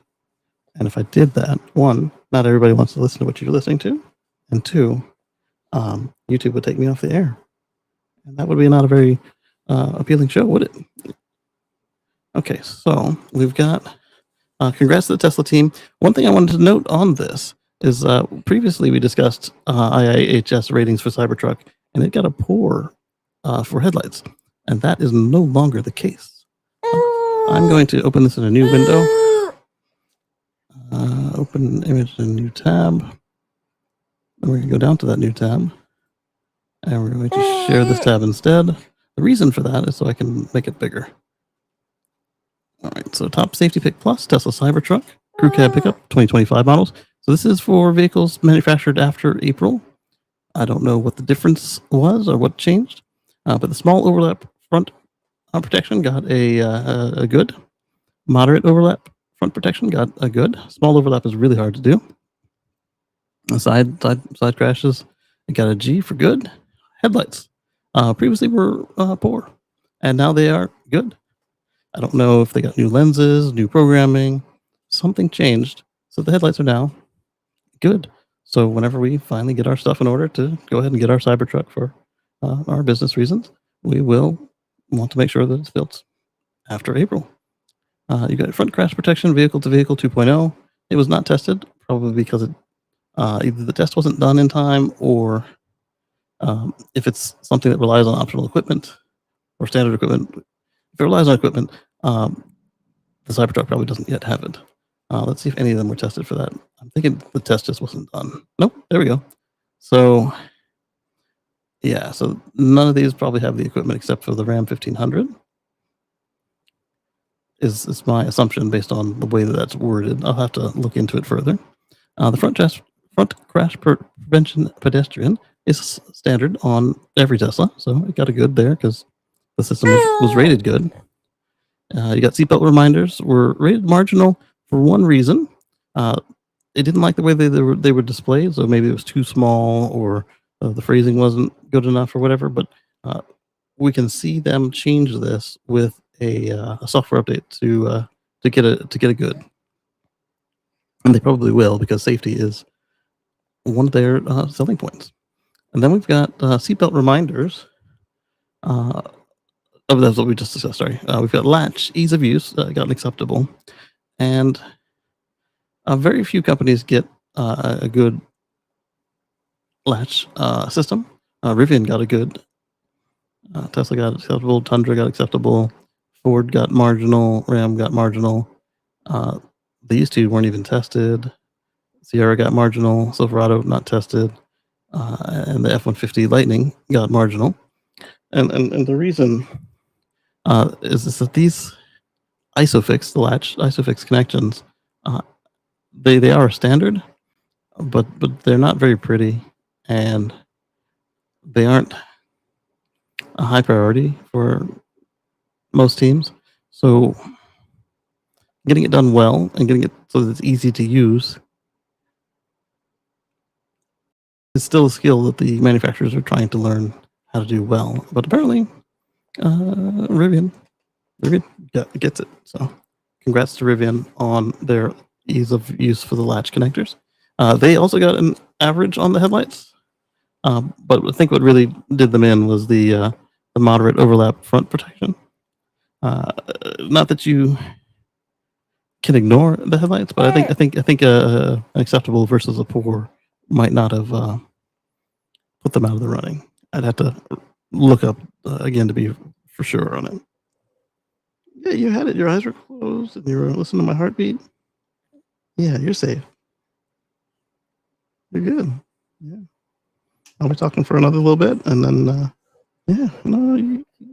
I won't take your block from you. If you close your eyes and you drop it, I'll pick it up for you. Okay? Yeah.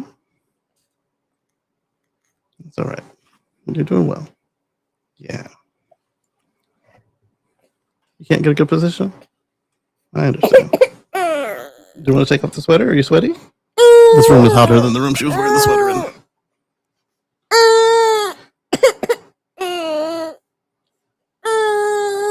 Yeah.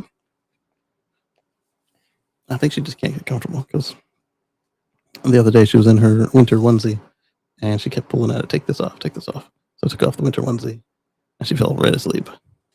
But she's not pulling on the sweater. So. Eddie says, the 2026 Cybertruck actually looks a wee bit nicer than the previous. I think they massaged it a little bit because they had to make the provisions for the light bar to be hard mounted, and I'm sure they did that from the factory now versus the retrofit, and then that was glued, and they, it's something I'm into still. It's just a matter of getting everything set up for it, and because we do kind of need one for several reasons. For my wife's, I call it her consignment shop. It's not really that. She's trying out a little bit of third party selling, and she's got her maker shop. I don't want to call it Etsy because we don't put anything on Etsy, but she makes handmade goods, and then also a little bit of what do you call it? Upcycling. Yeah, it's called upcycling. Is good enough. But some of those items don't fit in the X. So when we have a trailer, you can use that, or if you need to rent a trailer, you can do that. But some items, it's like, man, I got to rent a trailer for this, or my trailer is too big for that, or any number of things. It's like a pickup truck is the next step for this, and then of course I would probably prefer to keep road tripping in the Model X because it's a very comfortable car to road trip in, and well, it's paid off and it has free charging for life. So there's that. All right, so that was Cybertruck and the crash test ratings. I'm not sure that the next post is not about that. So it might only be 2 stories. Let me see what else was in the X post from Sawyer. We got Something happened. It turned over to messages.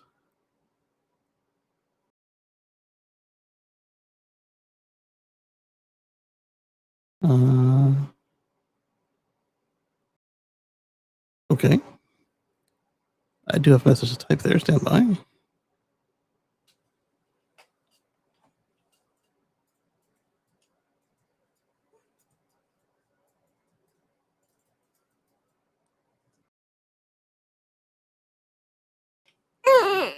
I'm sorry. I'm sorry, babe. I'm sorry.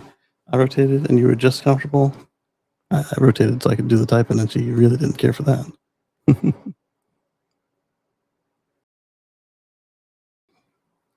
I know what it's like to need a nap. All right, so I'm sorry. I'm sorry. I'm sorry. Lay your head down. You'll be all right. Hey, Timothy. Good to see you. Greetings. I'm sorry. I'm sorry. Here, let me remove this barrette for you. It's probably poking you in the ear. Yes.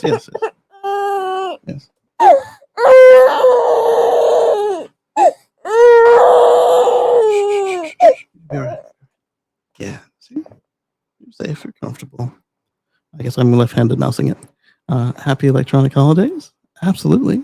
Thank you. Happy holidays to you as well. Merry Christmas. Happy New Year. Kwanzaa.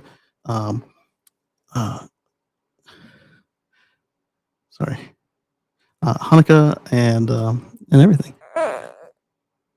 Let me check my sugar. I should not have spaced on Hanukkah. We had an early breakfast today, so it's very well could be a low sugar situation. Oh, it's not low. What is lower than I keep it? So let me. I don't have any snacks in here. Let me. How do I want to handle this? I've got this drink, but it was for hydration, so I've been sipping it.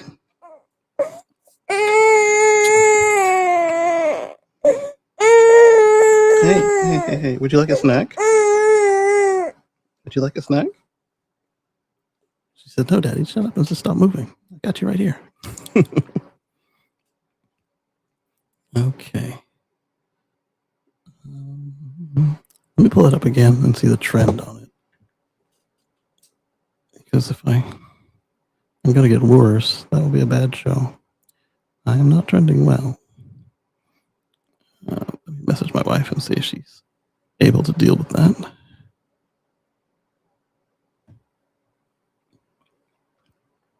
Where am I going to message her at? We've got this one shared, so I don't want to move that.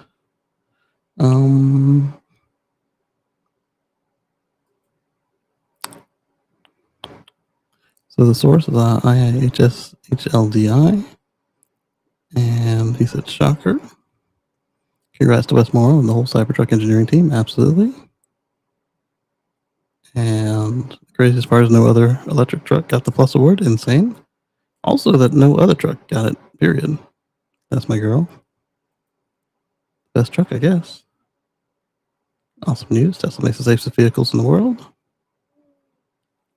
How are seatbelt reminders not G? The car will literally bug the absolute crap out of you if you do not put it on. The answer is the sizing and the way it's presented. They can fix it. Top of the line protection, and it's bullet resistant. He's aping his code as usual. Cybertruck's safest up there, crushing it. All right, let's go ahead and look at the article that the IIHS put out. I think that is. No, it's not. So the next link I've got is Drive Tesla Canada, their article on it. All right, so this isn't an article. This is just the listing. Okay.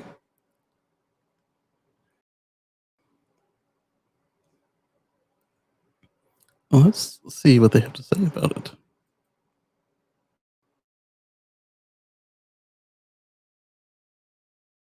It's blinking and stuff. There we go. What is this one? Oh, that's the picture we were looking at. Okay. 2025 Cybertruck. Small overlap front. Good. So they've got the definitions, but what they should do is put the definitions with the rating that the car got. It's a web presentation. You can pull them together like that. A small overlap front evaluation consists of a driver's side and passenger side component. The results of the two evaluations differ. If the results of the two evaluations differ, the combined small overlap rating is equal to the lower rating.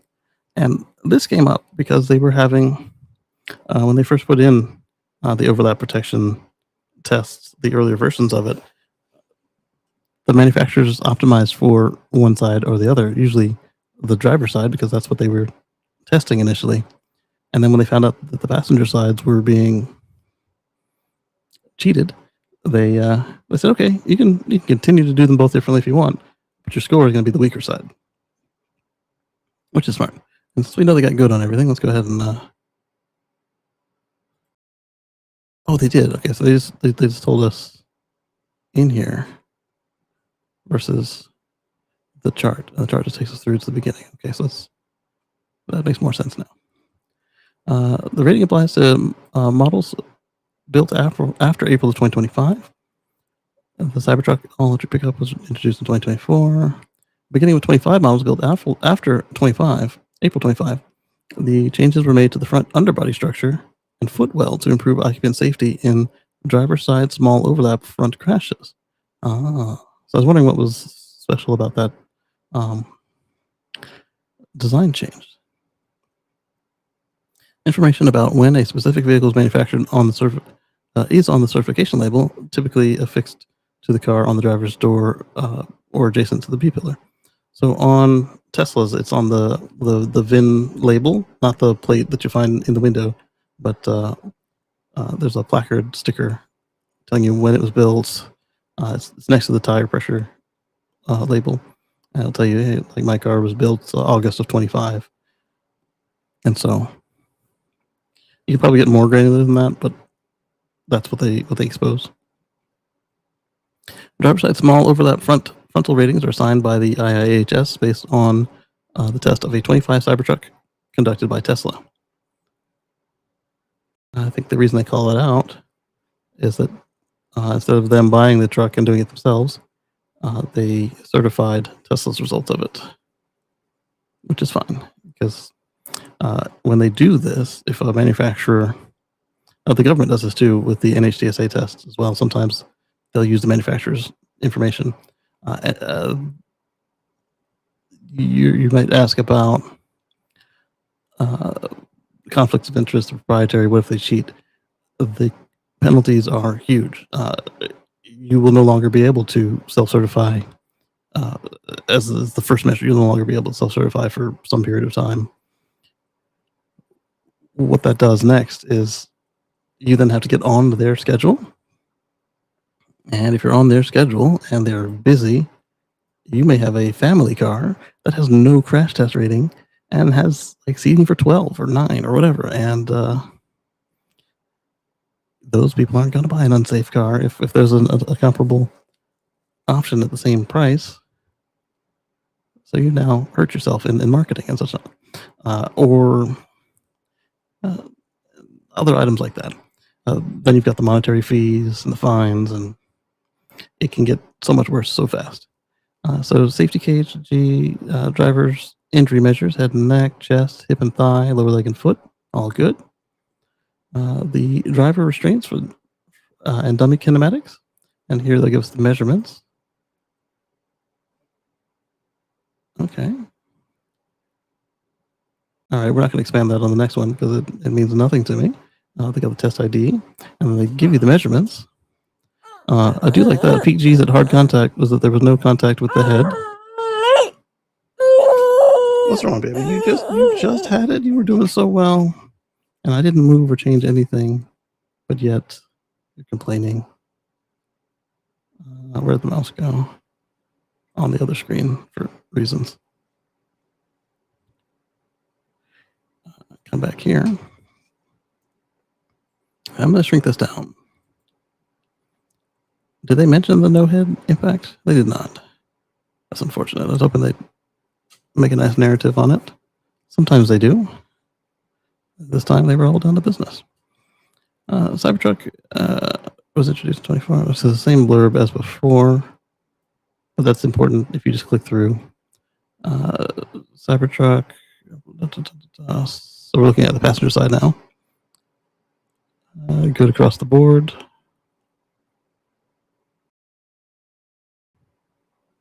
And then if we click about, what happens? It takes us to a whole nother page. Interesting.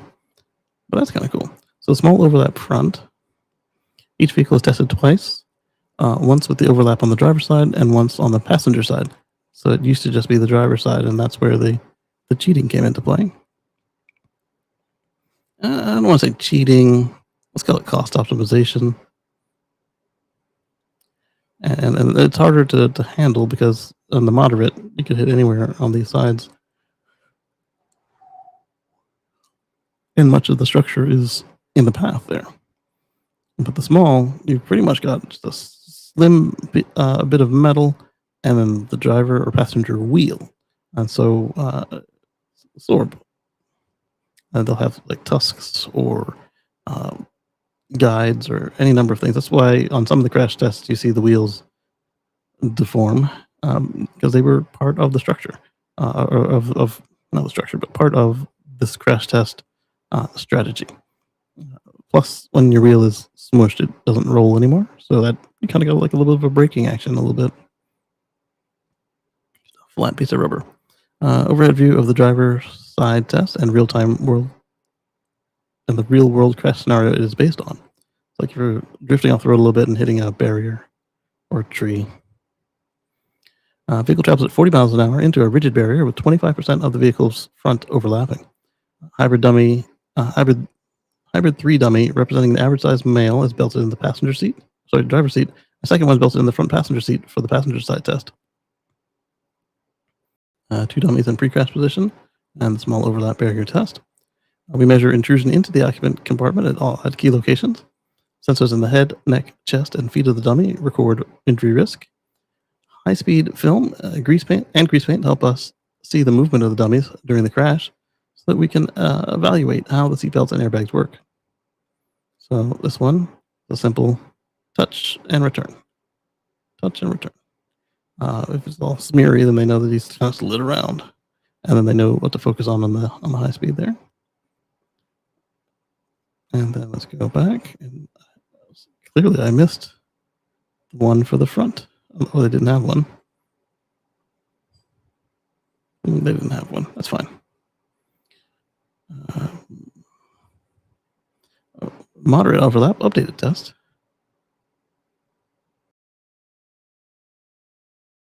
Goods across the board.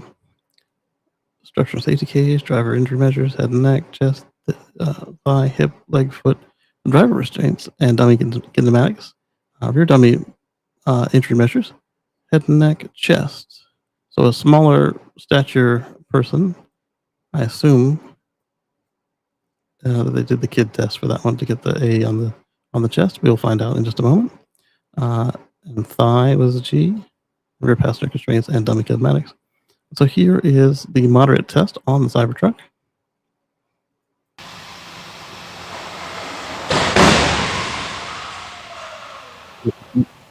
Sorry if you're wearing headphones.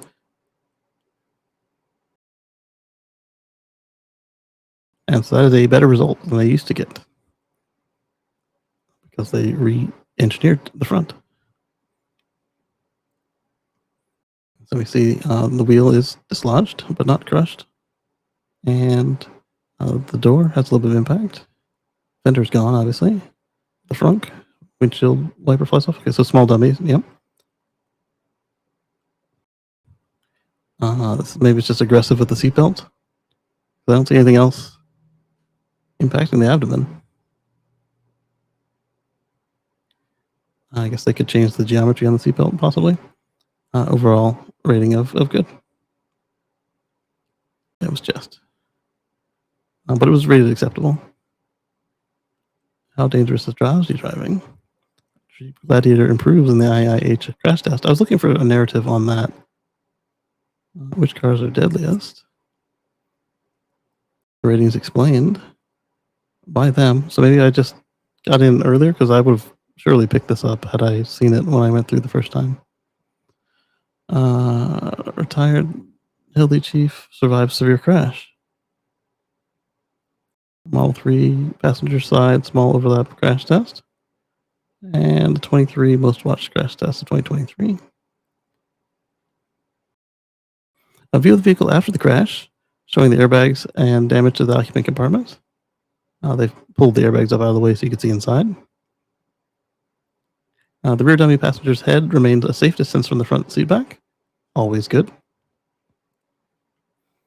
Rear passenger dummy injury values indicate a low risk of injury to the head or neck and a moderate risk of injury to the chest. During the crash, the shoulder belt remained in an ideal position on the dummy's chest. So I don't know. Maybe they could have made it happen over a longer distance, but if they did that, they'd also have to make sure that the head and neck are still protected. The rear dummy's lap belt remained in the ideal position on the pelvis. That's all it sounds like. It sounds like the belt is good. It just could have happened somehow stretched over the distance to absorb some of the energy, because the reason for the injury is that it was high energy transmitted into the dummy. So maybe the anchor and the shoulder would need a little more give together to stretch out that timeline of the retaining him in place, but also not slamming their body straight against the belt. It's very tough, and so that's probably why they stopped at acceptable. Doesn't mean that they're done, but for that.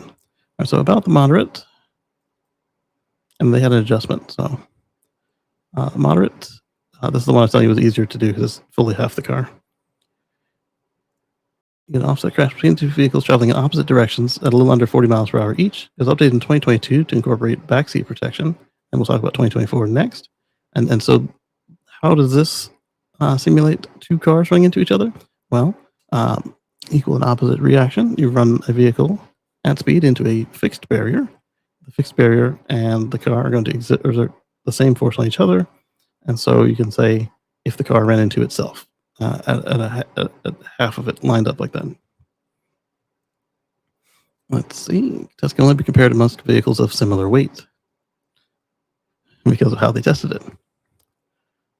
So this is like a coming over the line situation. You'd be surprised how often that happens, unfortunately. The vehicle travels at 40 miles per hour into a stationary barrier with 40% of the vehicle's front overlapping. Hybrid 3 dummy representing average size male is belted in the driver's seat. A smaller Hybrid 3 dummy representing a small woman or 12-year-old child is belted into the second seat behind the driver.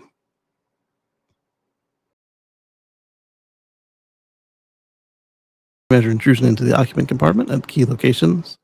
Sensors in the head, neck, chest, and feet of the dummies record injury risk. A belt tension sensor and pressure mat on the a pressure mat on the chest of the second row dummy provide additional information about chest injury in the backseat. High-speed film and grease paint help us see the movement of the dummies so we can see how the airbags work and the belts. The second row dummy has a pressure mat over the chest and a belt tension sensor near the top of the shoulder belt. Okay. I don't remember this being on older tests. Excuse me. So it's good to see them continuing to improve the equipment. And then updated overlap. This should be the 2024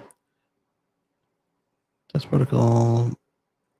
I didn't want the technical details. I wanted the overview. So,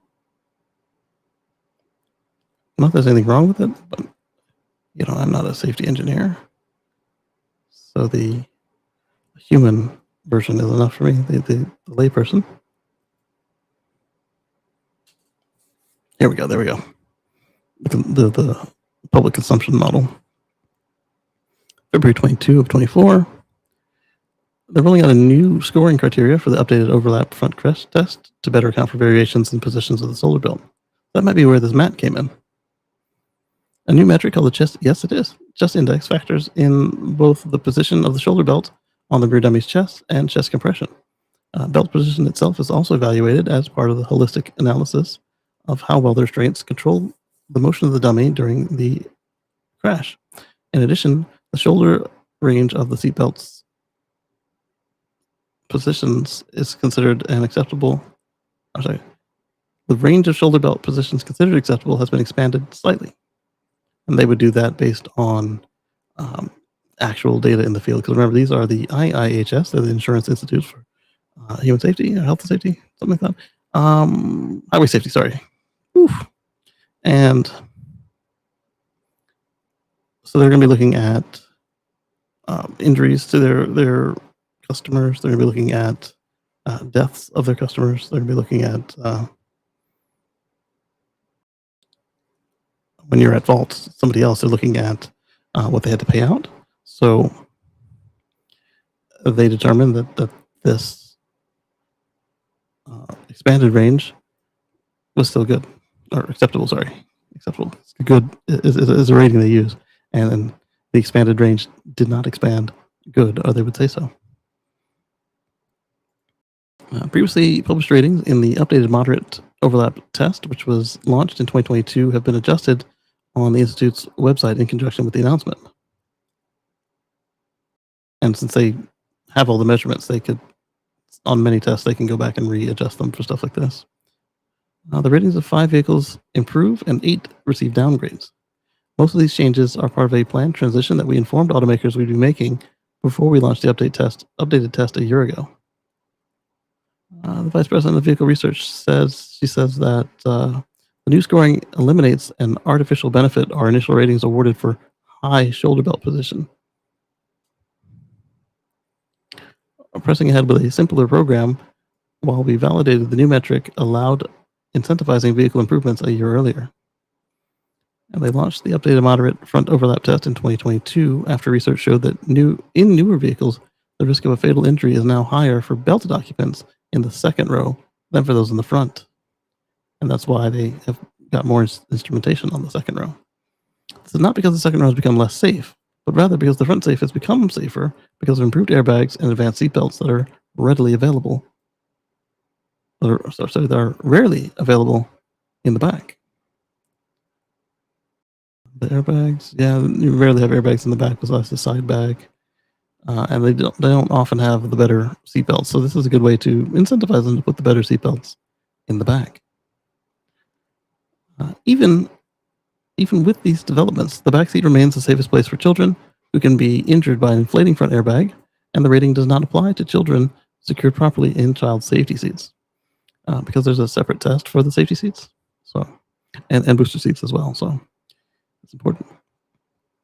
In the updated test, the dummy the size of a woman or 12-year-old child is positioned in the second row behind the driver dummy.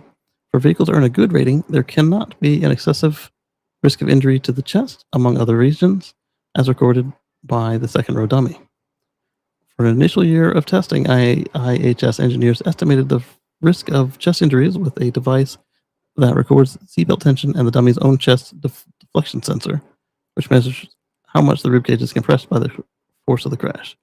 And so that's why they didn't have an exterior sensor before, because the interior one did the trick.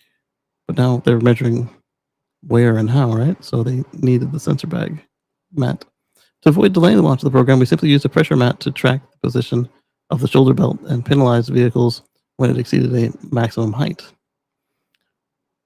Vehicles with shoulder belts higher than the cutoff could receive no better than a marginal rating for chest injury risk, because a belt that's too high could cause more injuries or not properly restrain smaller people, smaller than the dummy. Regardless of how little chest deflection the dummy's internal sensor recorded.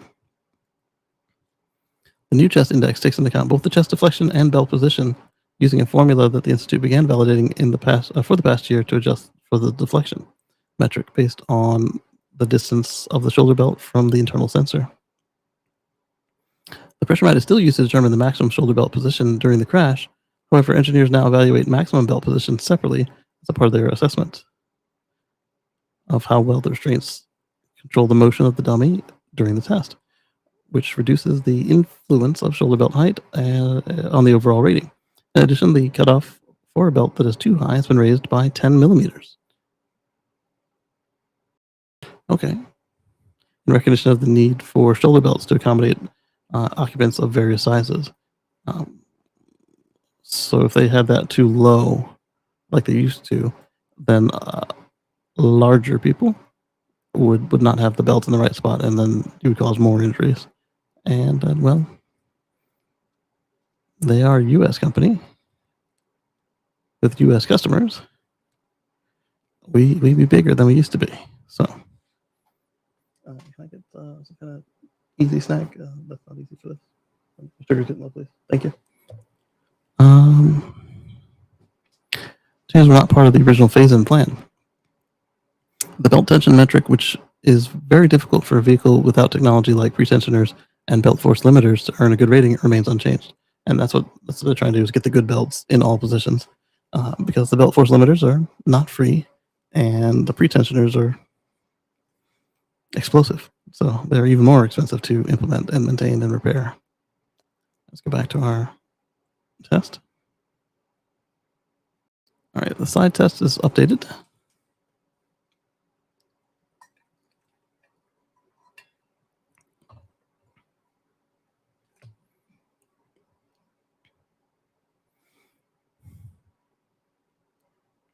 Torso got an A. Structure and cage, head and neck, torso, pelvis. Okay. The side test is really fun. They updated it recently with a larger impaction on the side there. Side test. I smell cut grass. Nobody's grass in the neighborhood is tall enough to need cutting. I wonder what she's cooking in there. The side test represents a T-bone crash where the typical modern SUV smashes into the driver's side of another vehicle. The test was updated in 2021 with a more severe crash and more realistic striking rig. Yep, because even our cars are growing here in this country. So this is a T-bone. You're out there and somebody pegs you from running a red light, or say they weren't paying enough attention and you're already there and they hit you. You would hope it was because they couldn't see you, not because they were just really bad drivers. Overhead view of the test and the real world scenario that it's based on. How the test is run: a 4,200-pound striking rig known as the moving deformable barrier with the appropriate height of the front bumper and grille of a modern SUV hits the driver's side of the test vehicle at 37 miles per hour.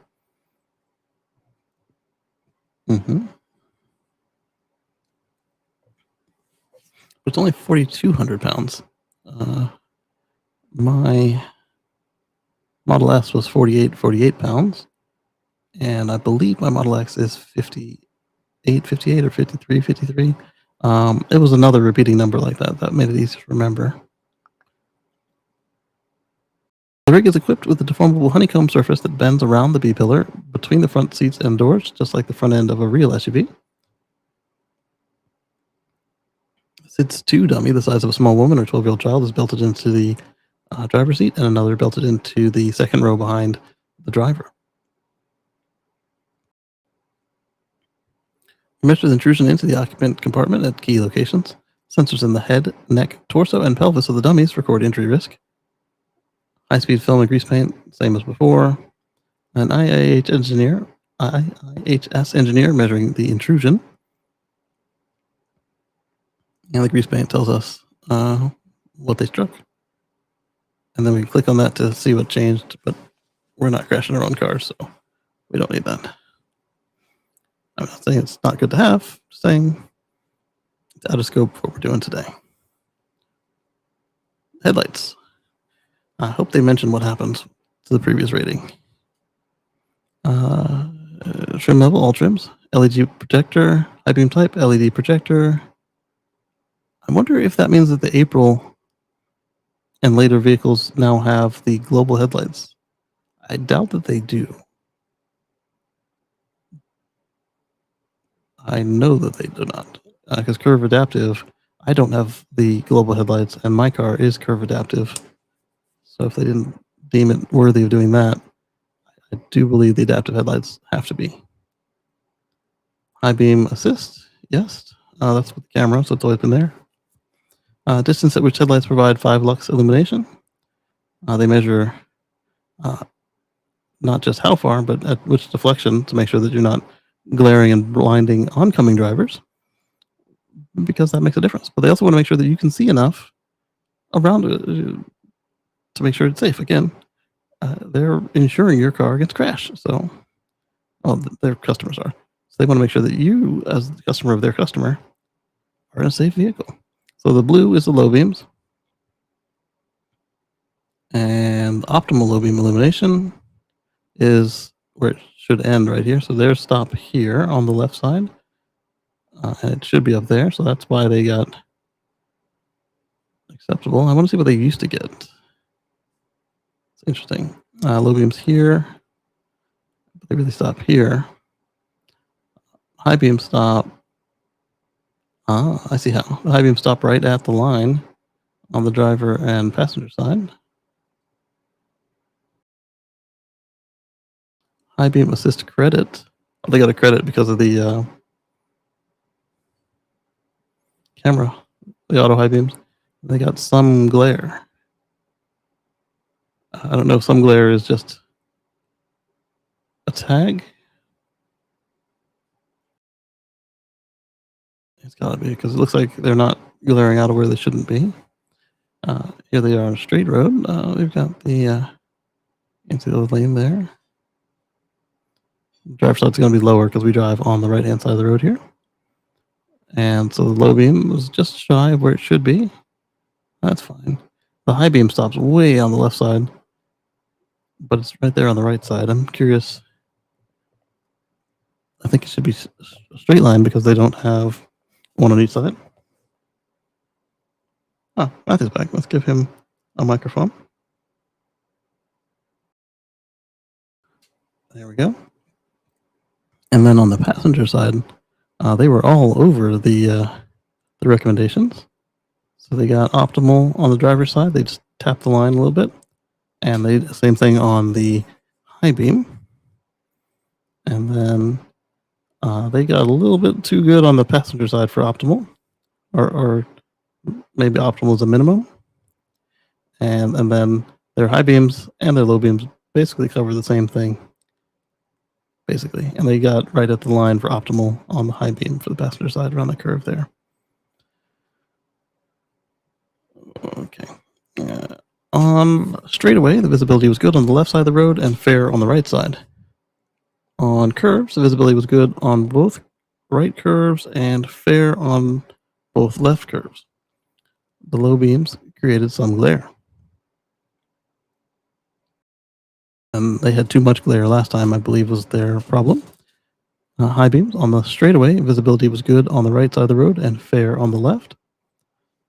On curves, the visibility was good in all 4 tests, and the high beam assist compensates for some limitations of this vehicle's low beams on the straightaway on both the left curves and gradual right curve. It's constantly flipping them high and low and high and low. So it definitely sounds like they don't yet have a matrix headlight solution on this vehicle, unfortunately. You can look into the headlight test real quick. I hope it's the consumer version because the scientist version is going to be very dry.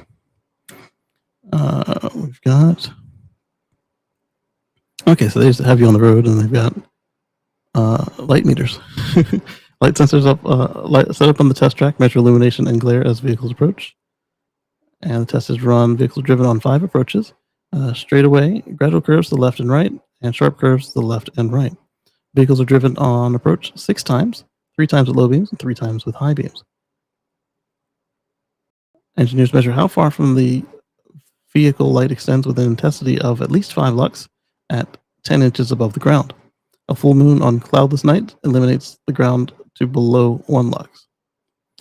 Glare for the drivers of oncoming vehicles is measured from the low beams in each scenario at 3 feet 7 inches from the ground. Reasonable. Headlights tested as received from the dealer with no adjustments of aim, since few vehicle owners make such adjustment. That is very true. Another advantage for the the matrix headlights since they are self-adjusting. Not that you couldn't do that before, because we saw HID lights would often do the self-leveling on the more expensive cars. I say the more expensive cars, but like the freaking Prius did it. So, on cars that actually cared about passing these tests. Headlight system receives demerits if the low beam or high beam illumination falls short of any of the approaches, and if the low beams produce glare for oncoming drivers. I think they called out glare repeatedly on the previous test that they did poorly on. Illumination over a long distance required for straightaway. Illumination over a longer distance is required for the straightaway than for the curves, for gradual curves than sharp curves.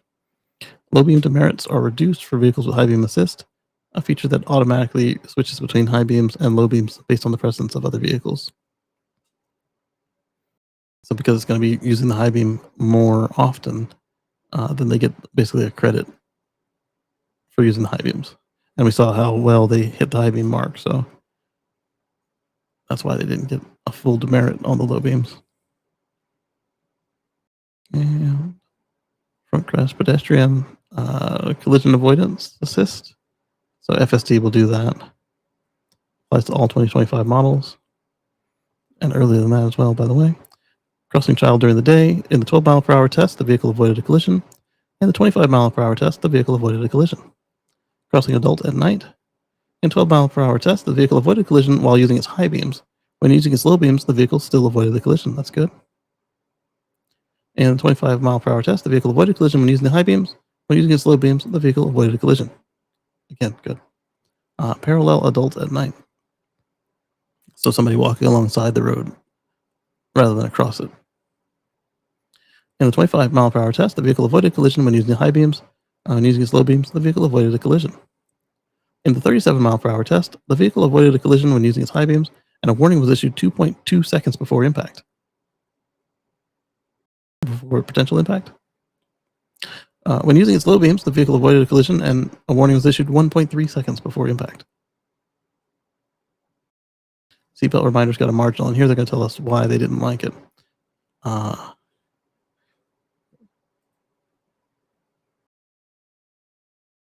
Let's see. Who commented on it?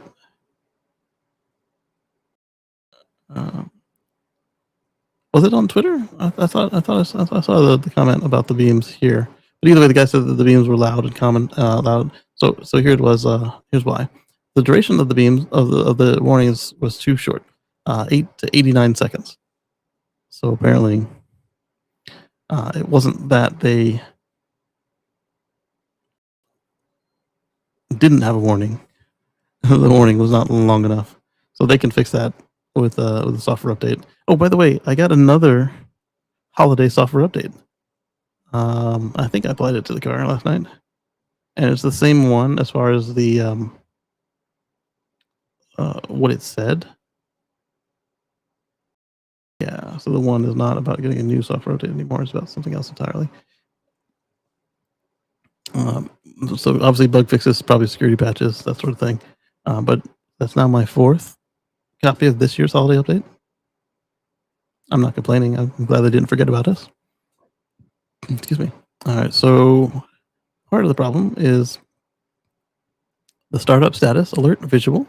Initiation time was X. The duration was not at least 60 seconds. Square that. 89 seconds. 89 seconds to 60 seconds. I'm guessing that whatever component they're complaining about there, it was not enough.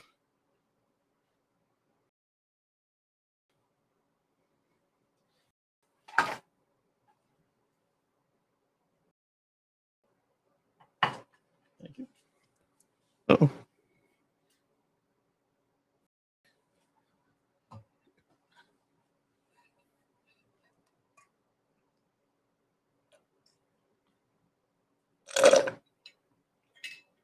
Thank you. Would you like some fake chicken? You want your mommy? Hey, let me see your teeth. Here,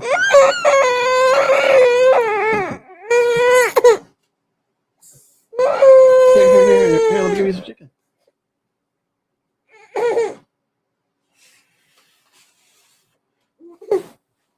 It's fresh out the machine. Hold on. She didn't expect you to wake up. It's very hot.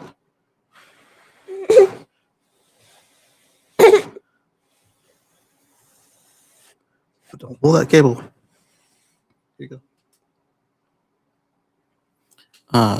So they got to square the 89 seconds and the 60 seconds somehow. The audio frequency was good. The volume was good. So maybe the visual was not 30 seconds long. I'm sure they qualified for FMVSS, but obviously the insurance company feels that FMVSS was not long enough to protect their customers from forgetting to wear their seatbelt.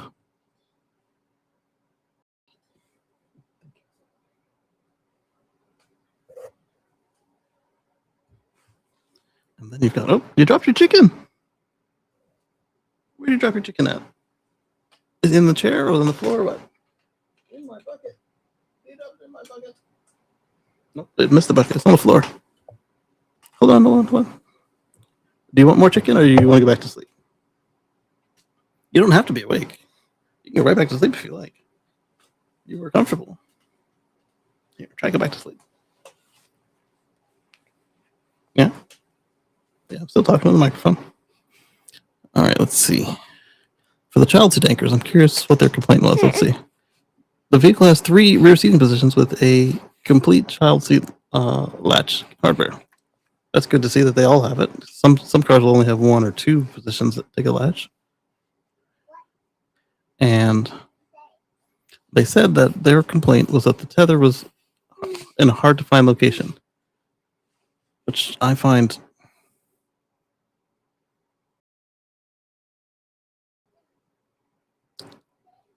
while it sounds odd, it makes sense. They have the little icon above each latch, a little circular button, but it's true on my car too. The buttons don't exactly. Ow! The buttons don't exactly line up with the. Oh, you're laughing at my misery, huh? Oh, you are. Say what you need to say. So the buttons don't exactly line up with the hook inside the car. So if you put your finger in by itself, you can kind of wiggle up or down or around near where the logo is to find the latch. But now try doing it with the car seat in the middle, and you've got the little hook. I will appreciate their complaints. But you didn't eat the chicken. You didn't even put it in your mouth. You just threw it on the floor. You want more? It's still hot. You like a cat sometimes.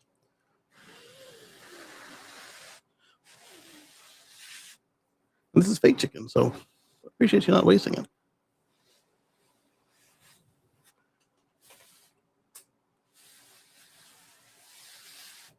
Here you go.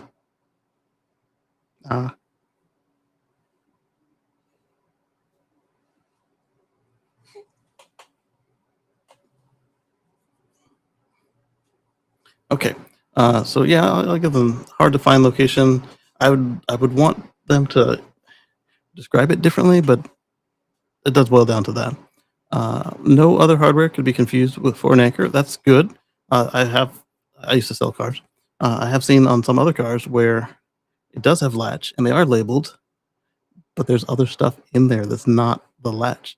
Like you could find a wire loom or a piece of the seats or any number of things. And so I didn't think it was a huge problem, but now that I'm actually using these things on the daily, I would say that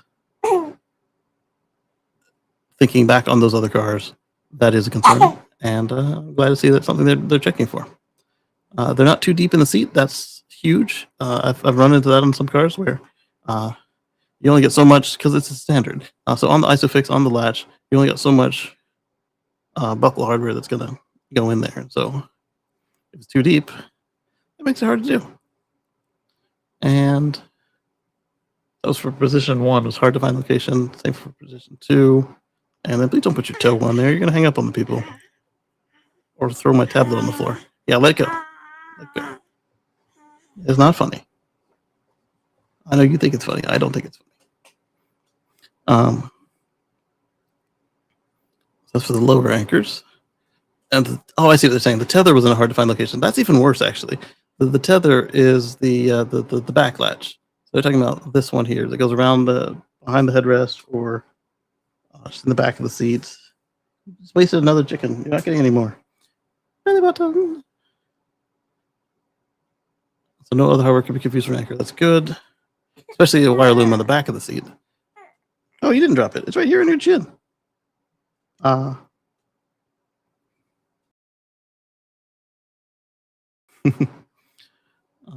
lower anchors were not too deep, and not too much force was needed to attach, and they were easy to maneuver around anchors. Okay. So my tethers on my car would get really poor. It is too deep, and on one of the seats, I ended up ripping the felt on the back of the seat just a little bit, trying to get it attached correctly. Tether anchor, same thing. Lower anchors in the middle seat, position 2 there. They were too deep in the seat. Not too much force was needed once you got there. They were difficult to maneuver around the anchors because they were too deep. And then the other side is a mirror, so same problem, hard to find it, but everything else was good. All right, so what sounds like, hopefully it's not coming through, sounds like the Mario Brothers is the adult ice cream truck. That happens sometimes. And, well, I do appreciate that they use Mario instead of the Turkey in the Straw or the Watermelon song. I do like the NOS remake. That one is good because it was designed not to carry any connotations, but still let you know it's an ice cream truck. Let's see. We've got, it's not NOS, the RZA. And seating positions that rely on borrowed anchors or have only a tether anchor not rated. So that's not this car, but some cars do that where like they'll double them up. Tether anchor, lower anchors. Lower anchors can be borrowed from adjacent positions. I've seen that, like, there'll often be like a middle seat where they don't really expect anybody to use it, but where you can put in a car seat because they're smaller people and they'll be fine. Are you eating your sister's hair? How did you get that? There's Moto's hair. And this will be no hardware available on the Legend. All right, so there we go. So it was the tethers and then the middle seat that got them that lower rating on the seats. So now those videos are for me. We'll deal with it later. Then we've got what's next in the notebook. Drive Test of Canada. Let's see what they had to say about it. They may have come to a different evaluation than me.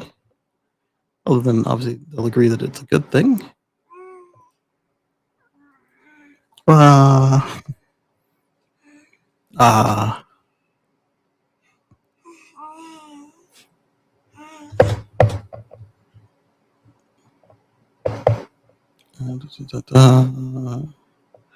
Subject that everyone's hurdle and good rating across all major crashworthiness and for its headlights. All right, please don't kick the desk. Thank you. Or pull my earphones. Are they both? Oh, they are both on the same ear. That's cool. Because one's coming from the right-hand side of my body, the other's coming from the left. I noticed that anytime she drags on me, it's dragging on the left. I didn't catch that they both came in on the same side. Let's see. Against that backdrop, Cybertruck is particularly notable, highlighting how its structural approach differs from the traditional body-on-frame trucks. I know they got a pour on the headlights in previous years. Nobody's calling that out, not even IHS.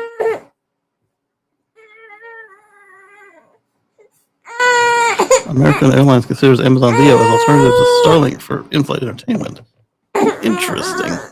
Stop kicking my desk. Stand up if that's what you want. How can I assist you? What's wrong? What's wrong? Man. Hello. Uh-huh. Oh, I took her picture off the preview. She wants to see herself on the screen. Okay, here you go. I'll put it back. I promise you. There, here you go.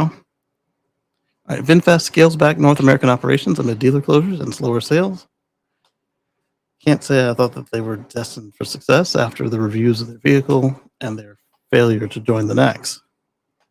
Let's look at that real quick.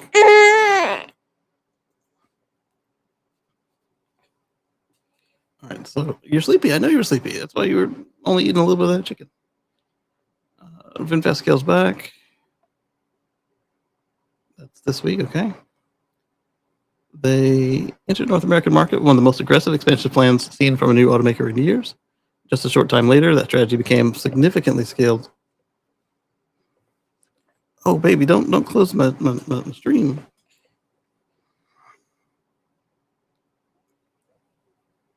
I wish there was a way to lock input, but keep the screen on. So, founded in 2017 by Pham Nhat Vuong, under the Vin Group umbrella, VinFast moved rapidly from a domestic production in Vietnam to global export strategy. You're gonna smack yourself in the face with the remote, with the microphone, and then you're gonna cry and say that I hit you in the face.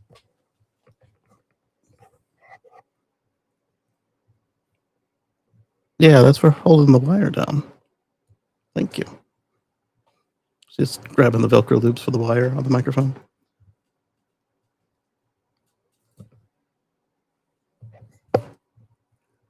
Man. Miss. Let go. Let go.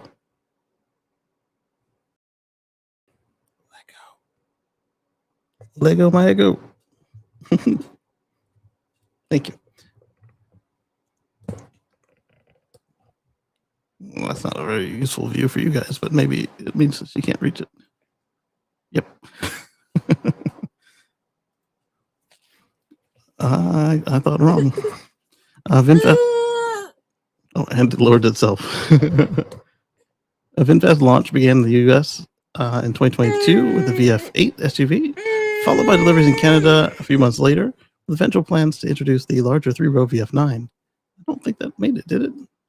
However, early momentum proved difficult to sustain. The VF8 arrived during a period of heightened competition in the EV space, and sales volume remained limited. As adoption slowed, VinFast adjusted its strategy, delaying the VF9's rollout until 2025. Okay, so it just came out. No. Yeah, take your money.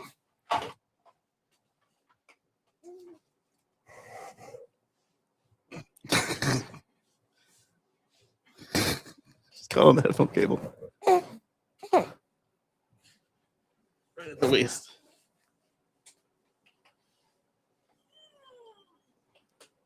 Toss the baby. Don't toss the baby. Yeah, I say that before I toss her. She's mommy won't toss me. Yeah? You gonna have fun? Or are you gonna finish your nap? Bye-bye. Bye-bye, Marco.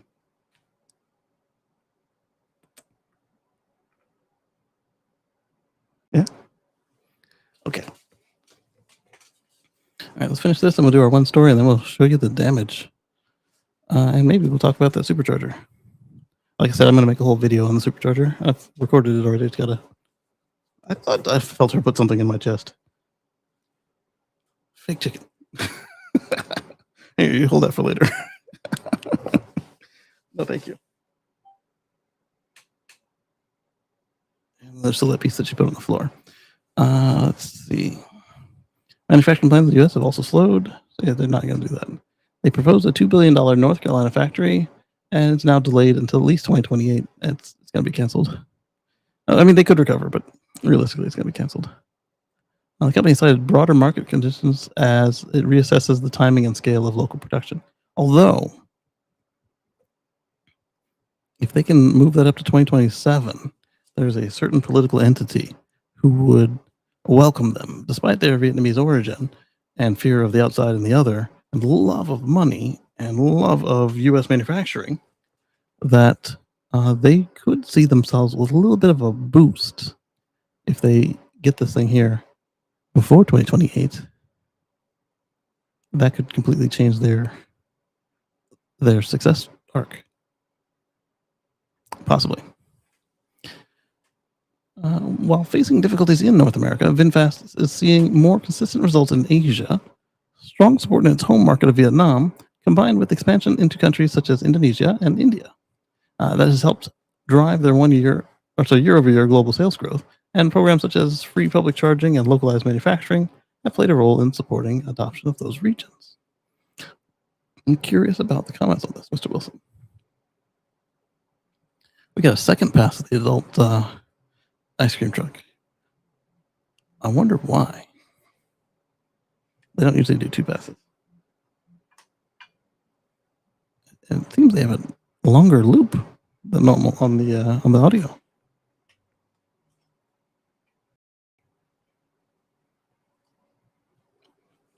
It's all protein, so it won't help my sugar, but it might help stabilize me a little bit here.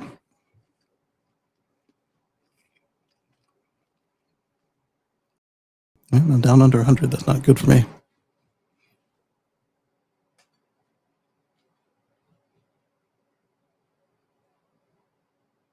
She also brought oranges. I mainly just drink the juice out of them, so I don't know if that will help me either. And they're kind of messy for me, so end up speaking with a piece of orange meat hanging out of my face.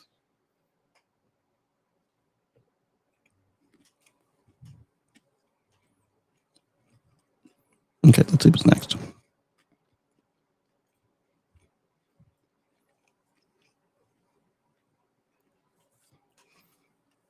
Is this one from Sweden?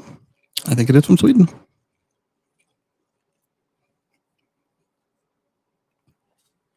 Meet Sleipner, the 40-ton 8x4 electric haul truck fit for Thor's daddy.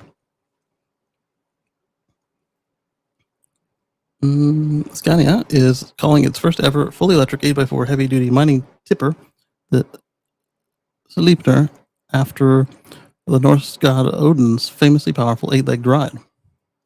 8 wheels, 8 legs. I call my car Tachikoma. AI tank designed to protect Motoko. Hey. And it's being put to work at Sweden's Malmberget iron ore mine. The first battery electric twin steer haul truck from Swedish brand Scania, the Sleipner, was co-developed with Swedish mining's firm LKAB. The design takes advantage of Scania's clever modular HD vehicle architecture to offer greater load capacity, improve maneuverability in the tight confines of an ore mine, and the result is a truck that's perfectly suited for the demanding terrain and steep gradients of the Malmberget mine. So we've definitely got 2 rear drives. I'm curious if the fronts are also driven. That's easy to do on an electric vehicle. And now I'm seeing that not only is it a cab over, the fact that it is a cab over versus what we do with our short cab tippers, dump trucks here, we have a lot less cargo capacity, less bed because of that. But this one has so much more that it needs the extra set of axles to distribute the weight. I guess also to help with the steering. LCAB moves more than 5 million tons of rock every year across operations. So a million is a billion here, right? So 5 billion tons of rock every year, metric tons, obviously. And converting those high volume loads to electric could represent a massive reduction in harmful carbon emissions, contributing to the company's broader environmental goals. Good on them. It's also cheaper to operate, cheaper to maintain, etc., and last longer. you have less downtime, less costly repairs. It features a pair of massive MP20 battery packs with 416 kilowatt hours of total capacity, and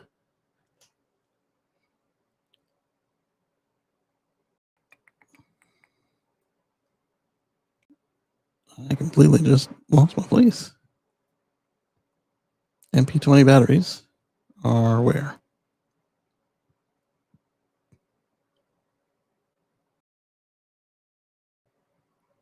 We were just talking about the MP. Oh, there we go. The MP20 battery packs with 416 kilowatt hours of total capacity. That battery pack sends power to a 400 kilowatt EMC 1-4 electric motor. While Scania hasn't produced the official torque figures for its electric drivetrain, the 38-ton, about 40-ton, I'm guessing ton US, battery electric vehicle haul truck fully replaces a diesel equivalent, likely putting it in the range of about 3,000 newton meters or 2,000 foot-pounds of torque, typical for Scania's HD diesel engines.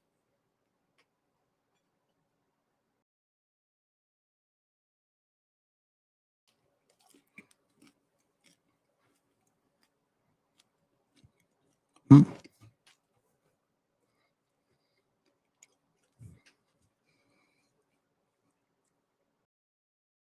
so EVs and mining go together like pepperoni and pizza. In confined spaces, the carbon emissions and ear-splitting noise made by conventional ICE-powered mining equipment can create dangerous circumstances.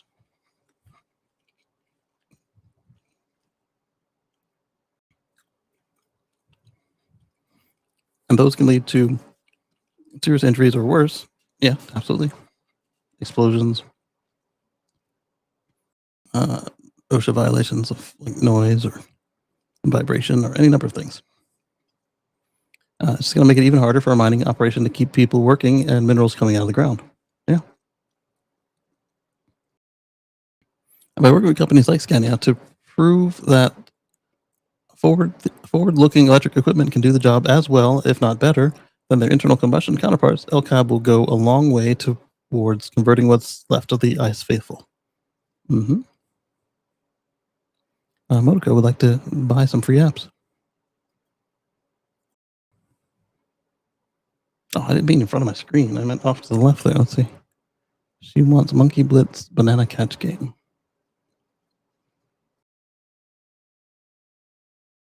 Rating at 4.3. No reviews. No like written reviews, so nobody had any complaints about it. It's not demanding any information that she shouldn't be giving out. I'll allow it. For free? Okay. She likes to throw in subscriptions for Apple Arcade in there, and she's not getting that. Especially not as frequently as she flips apps around. World Travel Stories Airport.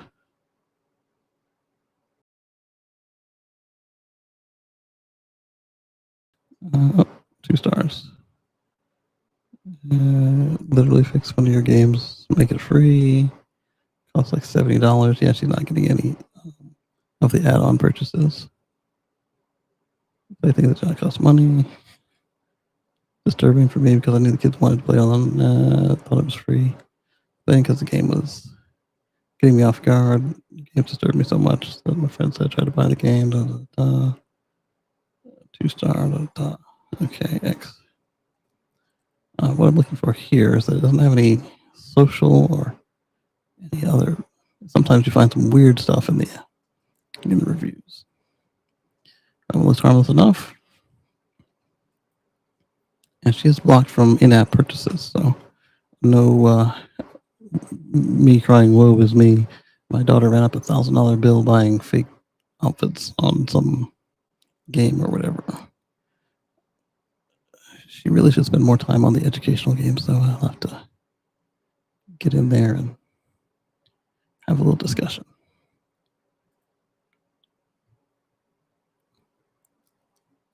As I say that, she asks for another game that is educational. Carry on, young lady. Carry on. Okay, you can have that one.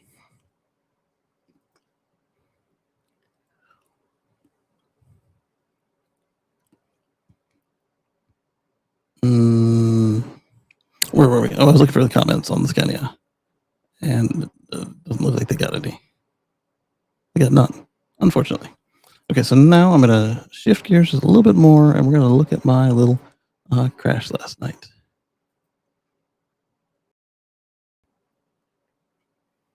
All right, so I can go to my YouTube should have it. So we're going to go to YouTube Studio.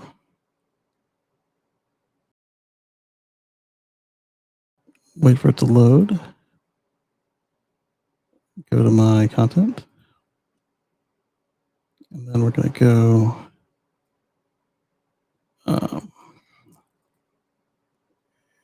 copy link.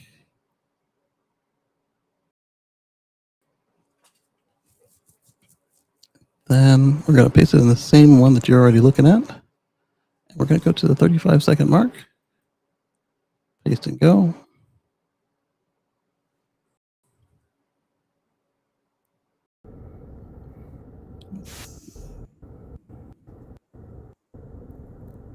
So, following this truck, I'm on autopilot. It doesn't show there because my camera is too low. Whoops. Camera's too low.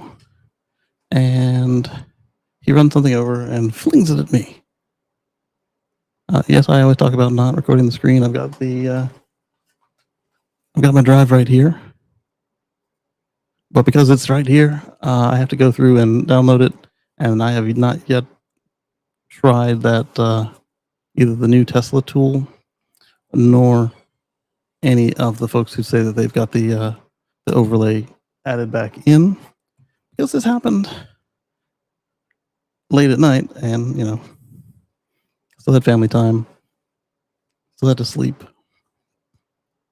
so haven't had time to get it proper. In fact, once I do that, I'll probably get it on here as a non-hidden video. And so anyway, following him, he kicks up something at me. I'm still not sure what it is. So hopefully with my YouTube step controls, I'll be able to step through and see what this square object is. Let's see.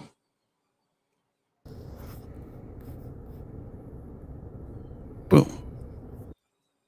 And then after that I speed up. Oh no, you're not going to impact me. Yeah, so it was self-driving right there. And we were at 77 miles per hour. Yeah. So after that, I closed the distance on him to get his license plate number. Oh no, you're not going to leave me with this bill. It sounded expensive.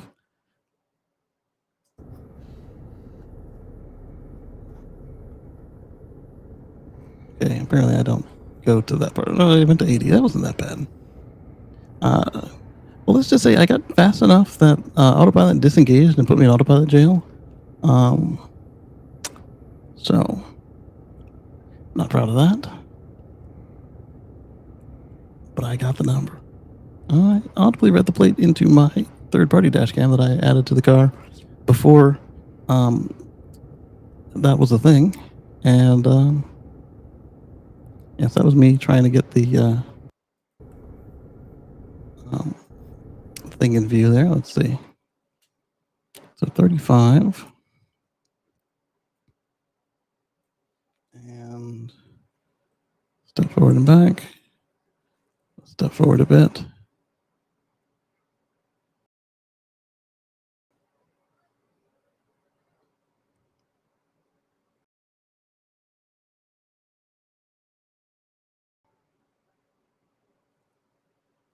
Pull over safely later and get all your evidence.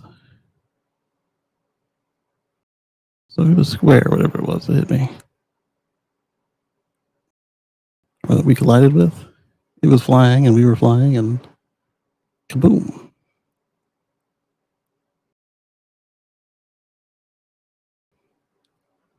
It was not a simple piece of, what we pulled out of the car was foam, but it had mass.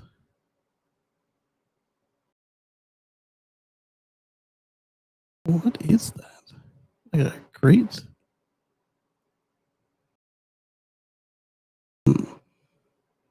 I imagine it'll be a little easier to tell on the when there we hit it, and then you can see it hit the right side of the car.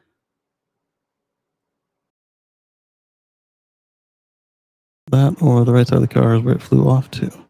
There's a new scratch on the left side of the car that was not there.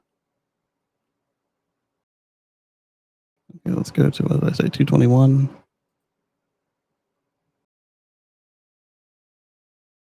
Yep, about so 231.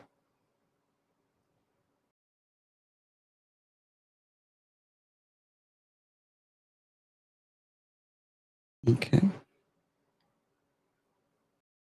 So that's the right side of the car that it flew off of.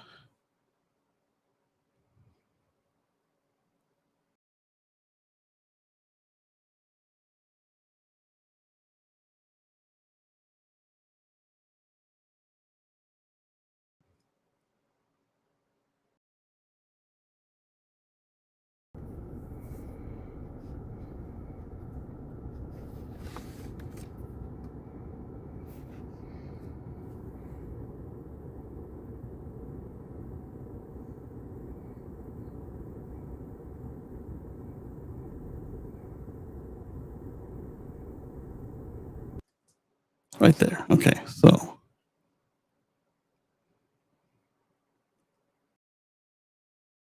it's self-driving, and you can see the steering was straight. Then there's no way to avoid that, except for following further back. But then who knows what the wind would have done with whatever it is.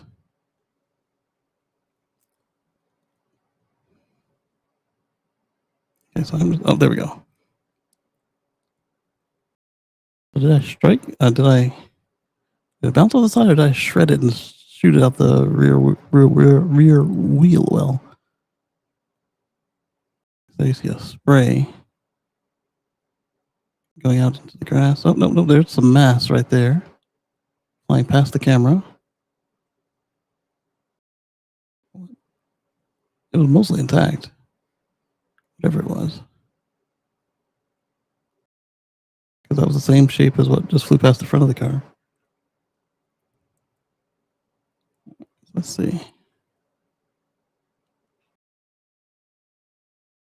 So front of the car, 1, 2. So there we go. Front of the car right there.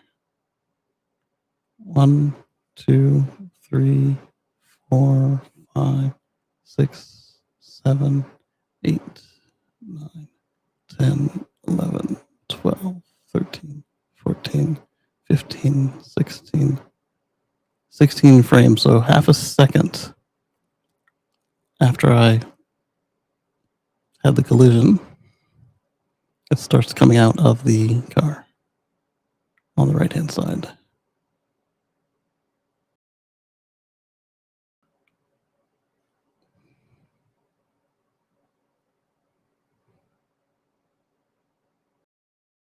It's a box of some sort. Look at that.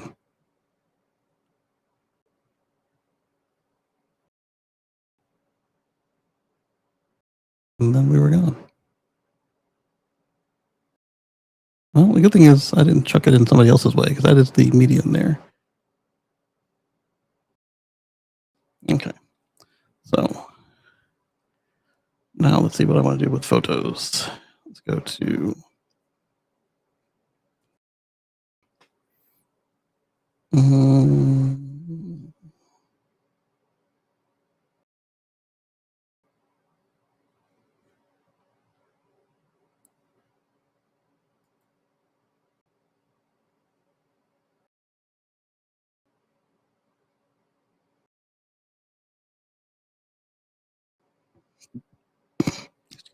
excuse me. Let's do.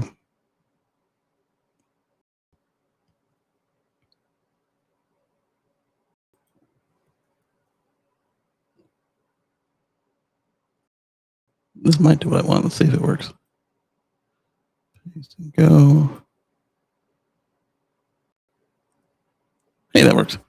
So this was a chunk of foam that Gig pulled out of the ultrasonic sensor, where the ultrasonic sensor used to be, on the front passenger side of the front bumper. I have another picture of that thing here. It's basically the same thing you're looking at now. Paste and go.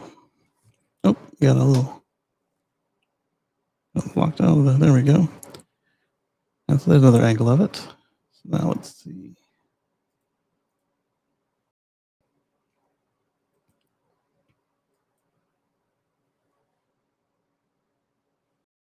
Do a little paste and go here. Oh, I didn't copy the right thing. Copy image link. I guess I copied the whole image. Can't put that into the address bar. So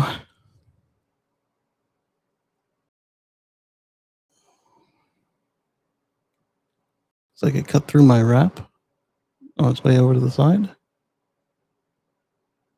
But it went mostly under the car is what I'm thinking based on the way the thing shattered and exploded. But it also went into the car. You can see a little deformation in the lower grille there, which thankfully did its job protecting the radiator.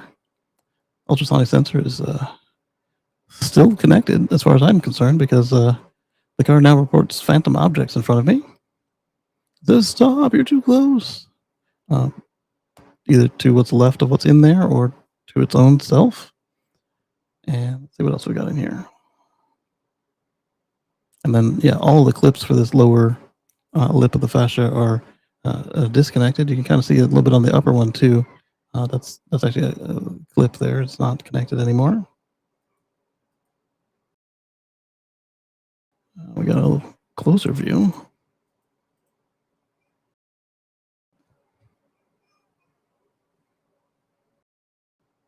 Paste and go.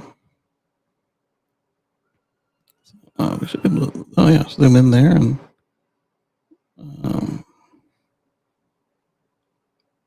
it looks like some of it's still in there because that's not what a Tesla ultrasonic sensor looks like. Can I zoom in further? I can in the app. So let's scroll up. Can I? Oh, no, I can just zoom in. I can zoom in over there.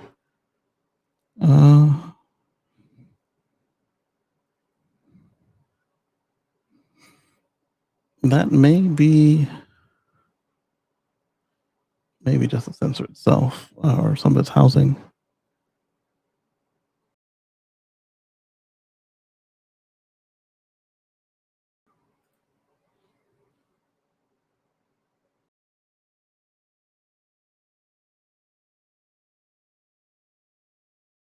Yeah, it destroyed my wrap. This is just a clear wrap, but there. Oh, some of those are bugs. And that break that was there on the other picture, I don't see it. It's out of the frame. That doesn't look good either right there. I gotta take it to a body shop, get a quote. This whole thing is not the same shape as it is on the other side of the car anymore.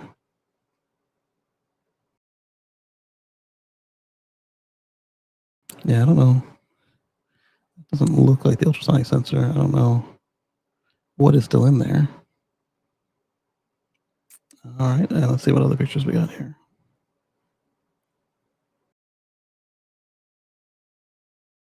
Oh, I've made the computer mad. I gotta find something that's not a browser to touch on. How the notebook works. Browser. Oh, because I'm zoomed in. Okay. It wasn't lack of interface. It was lack of it knowing what I wanted to do with the mouse. All right, so we're going to copy this image link. Paste and go.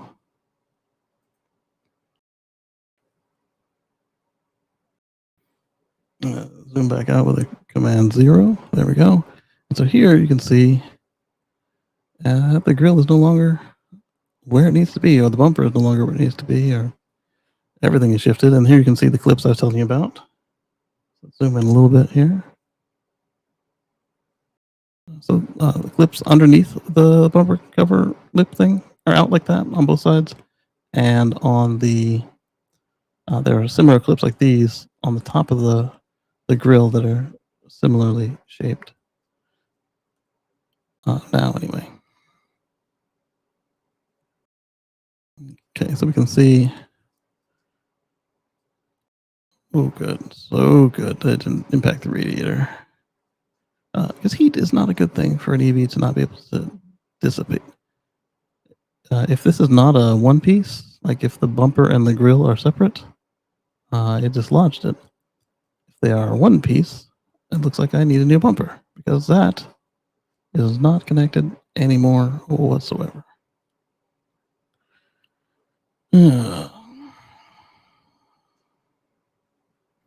Yep. So there's another one of those clips I was telling you about up here, but I'm not sure. I mean, obviously that makes it multiple pieces, but I'm not sure how integrated they are.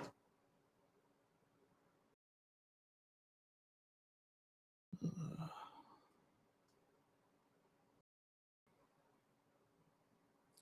gonna be a fun day. All right, then there's the video again. Video. All right, and the scratch I didn't see. It's on the driver's side, but we saw spray on the passenger side, so I don't know what happened to the driver's side. Unless it bounced off and then didn't go into view of the camera on that side. Okay, there's a nice little gouge right above and in front of the camera, and then directly in front of the camera. And then I didn't see any anomalies in the paint on the passenger side. I hope I took some pictures. Let's see if we can zoom in and see anything. Oh, I took daytime pictures. Daytime pictures I'm not going to share because they, at least not this angle. This one's got too much of privacy in it. Oh, this would work.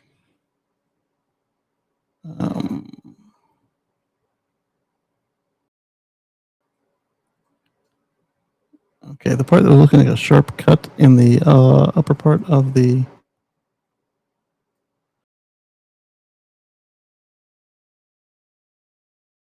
that could be something right there.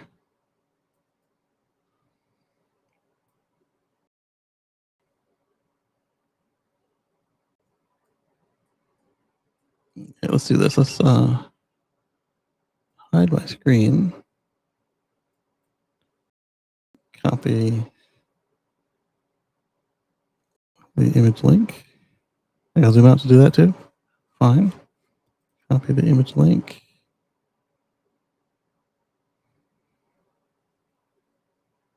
Where is it? There it is. Copy image link. It didn't know I was zoomed out all the way, even though the interface came back. Paste and go. And then there we go. We're zoomed in a little bit. And then we will turn back on the share.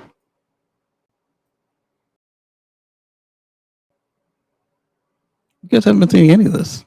What the heck? It says it's sharing it. But they don't say that I'm sharing it. Let's see what YouTube says it's sharing. Live streaming. No, you're not saying it. What the heck? Let's do stop sharing.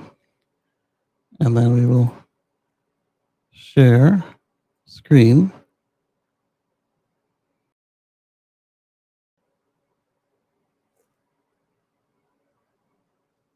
Of this gobbledygook.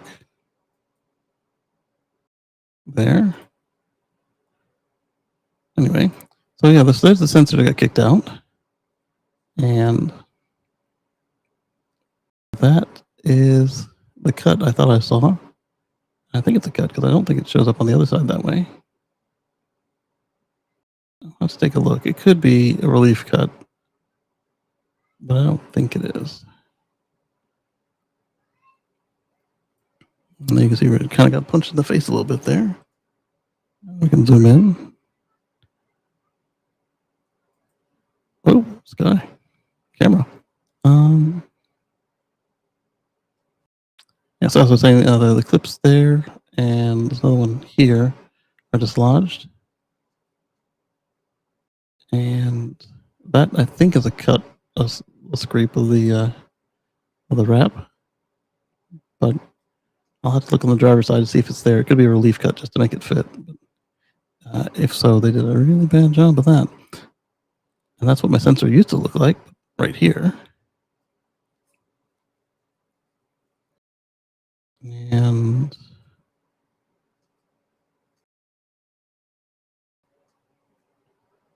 you can't see the counterpart. Oh, there it is. It's a bad angle for it. It fit very nicely. And now it doesn't.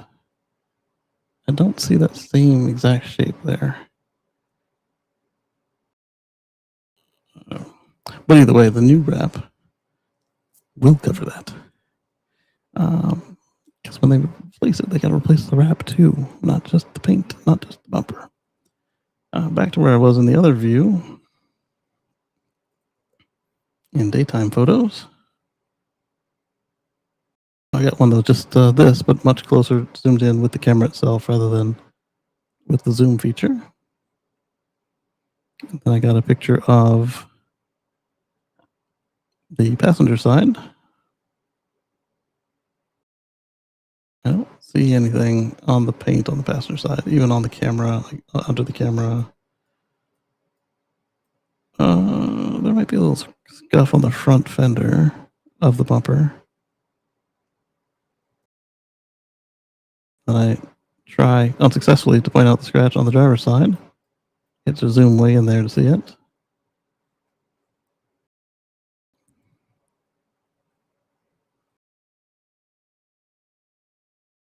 It was easier to see at night with a flashlight than it was during the day, for a couple of reasons. First being that the wrap, it does have a little bit of self-healing in the sun.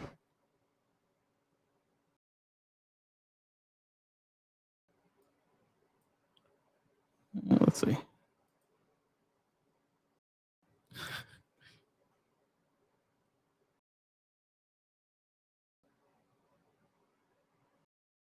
Okay, yeah, I can share that. Yeah. Let's can I get just the video? I cannot. YouTube doesn't allow that. Or not YouTube, but Google Photos doesn't allow that. Basically showing how the passenger side of that grill is no longer connected, while the driver's side mostly is. How do I go? There we go. Yeah, go see the next one. It's another angle on the damage. And then everything else in the photos is not related, so we'll come up off of that. And we've been here for a minute, so rather than go find new stuff to talk about, I am going to head over to the hardware store for a project that we've been working on for a couple of days. It's just so close to completion. So close, but not done yet. Let's see. Okay, I can close that. Come back to you guys. There we go. So, yes, I want to thank everybody for your time today. I want to thank Brian for coming in on the show with us. I want to thank Marcus for attempting to come in on the show. I don't know what happened to his equipment.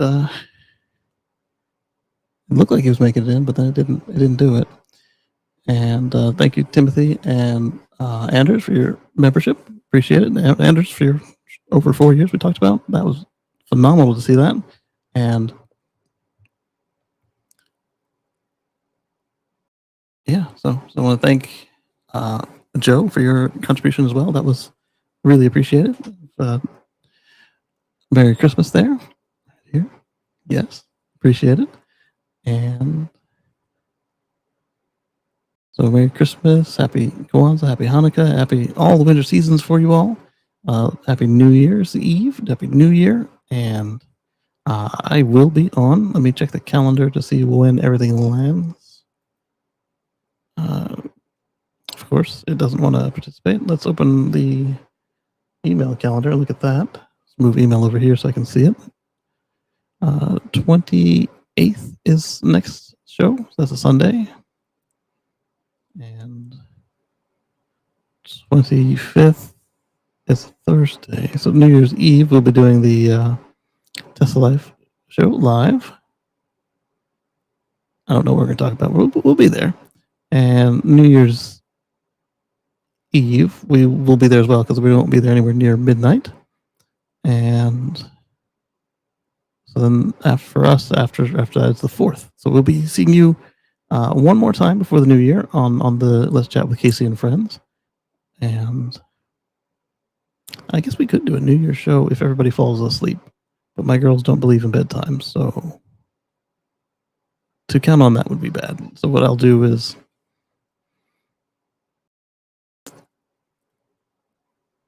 I'll pull it up if they sleep early or if I'm awake at somebody else's New Year, and we'll just kind of count down together. It'll be fun. Aspirationally, I say. But so with that, again, thank you guys. I'm going to, like I said, go pick up that hardware from the hardware store, and then I've got the footage to go through and render and assemble into a package for the Manning, South Carolina supercharger over at Shoney's. And that should be up today or tomorrow. And I think I'll go ahead and submit a cut of it to the Now You Know folks over at, hey, Zach and Jesse, this is the XYZ supercharger. I give it a X out of X rating. I haven't been on their show in a minute. And then we had them over on the Tesla Life show, or did we just have the dad?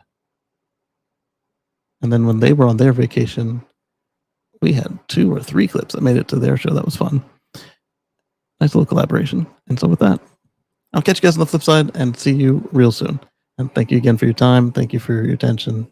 And of course, all of you guys that help reduce the cost of running this thing. I immensely appreciate that, with the whole single income, multiple kid situation going on there. So, and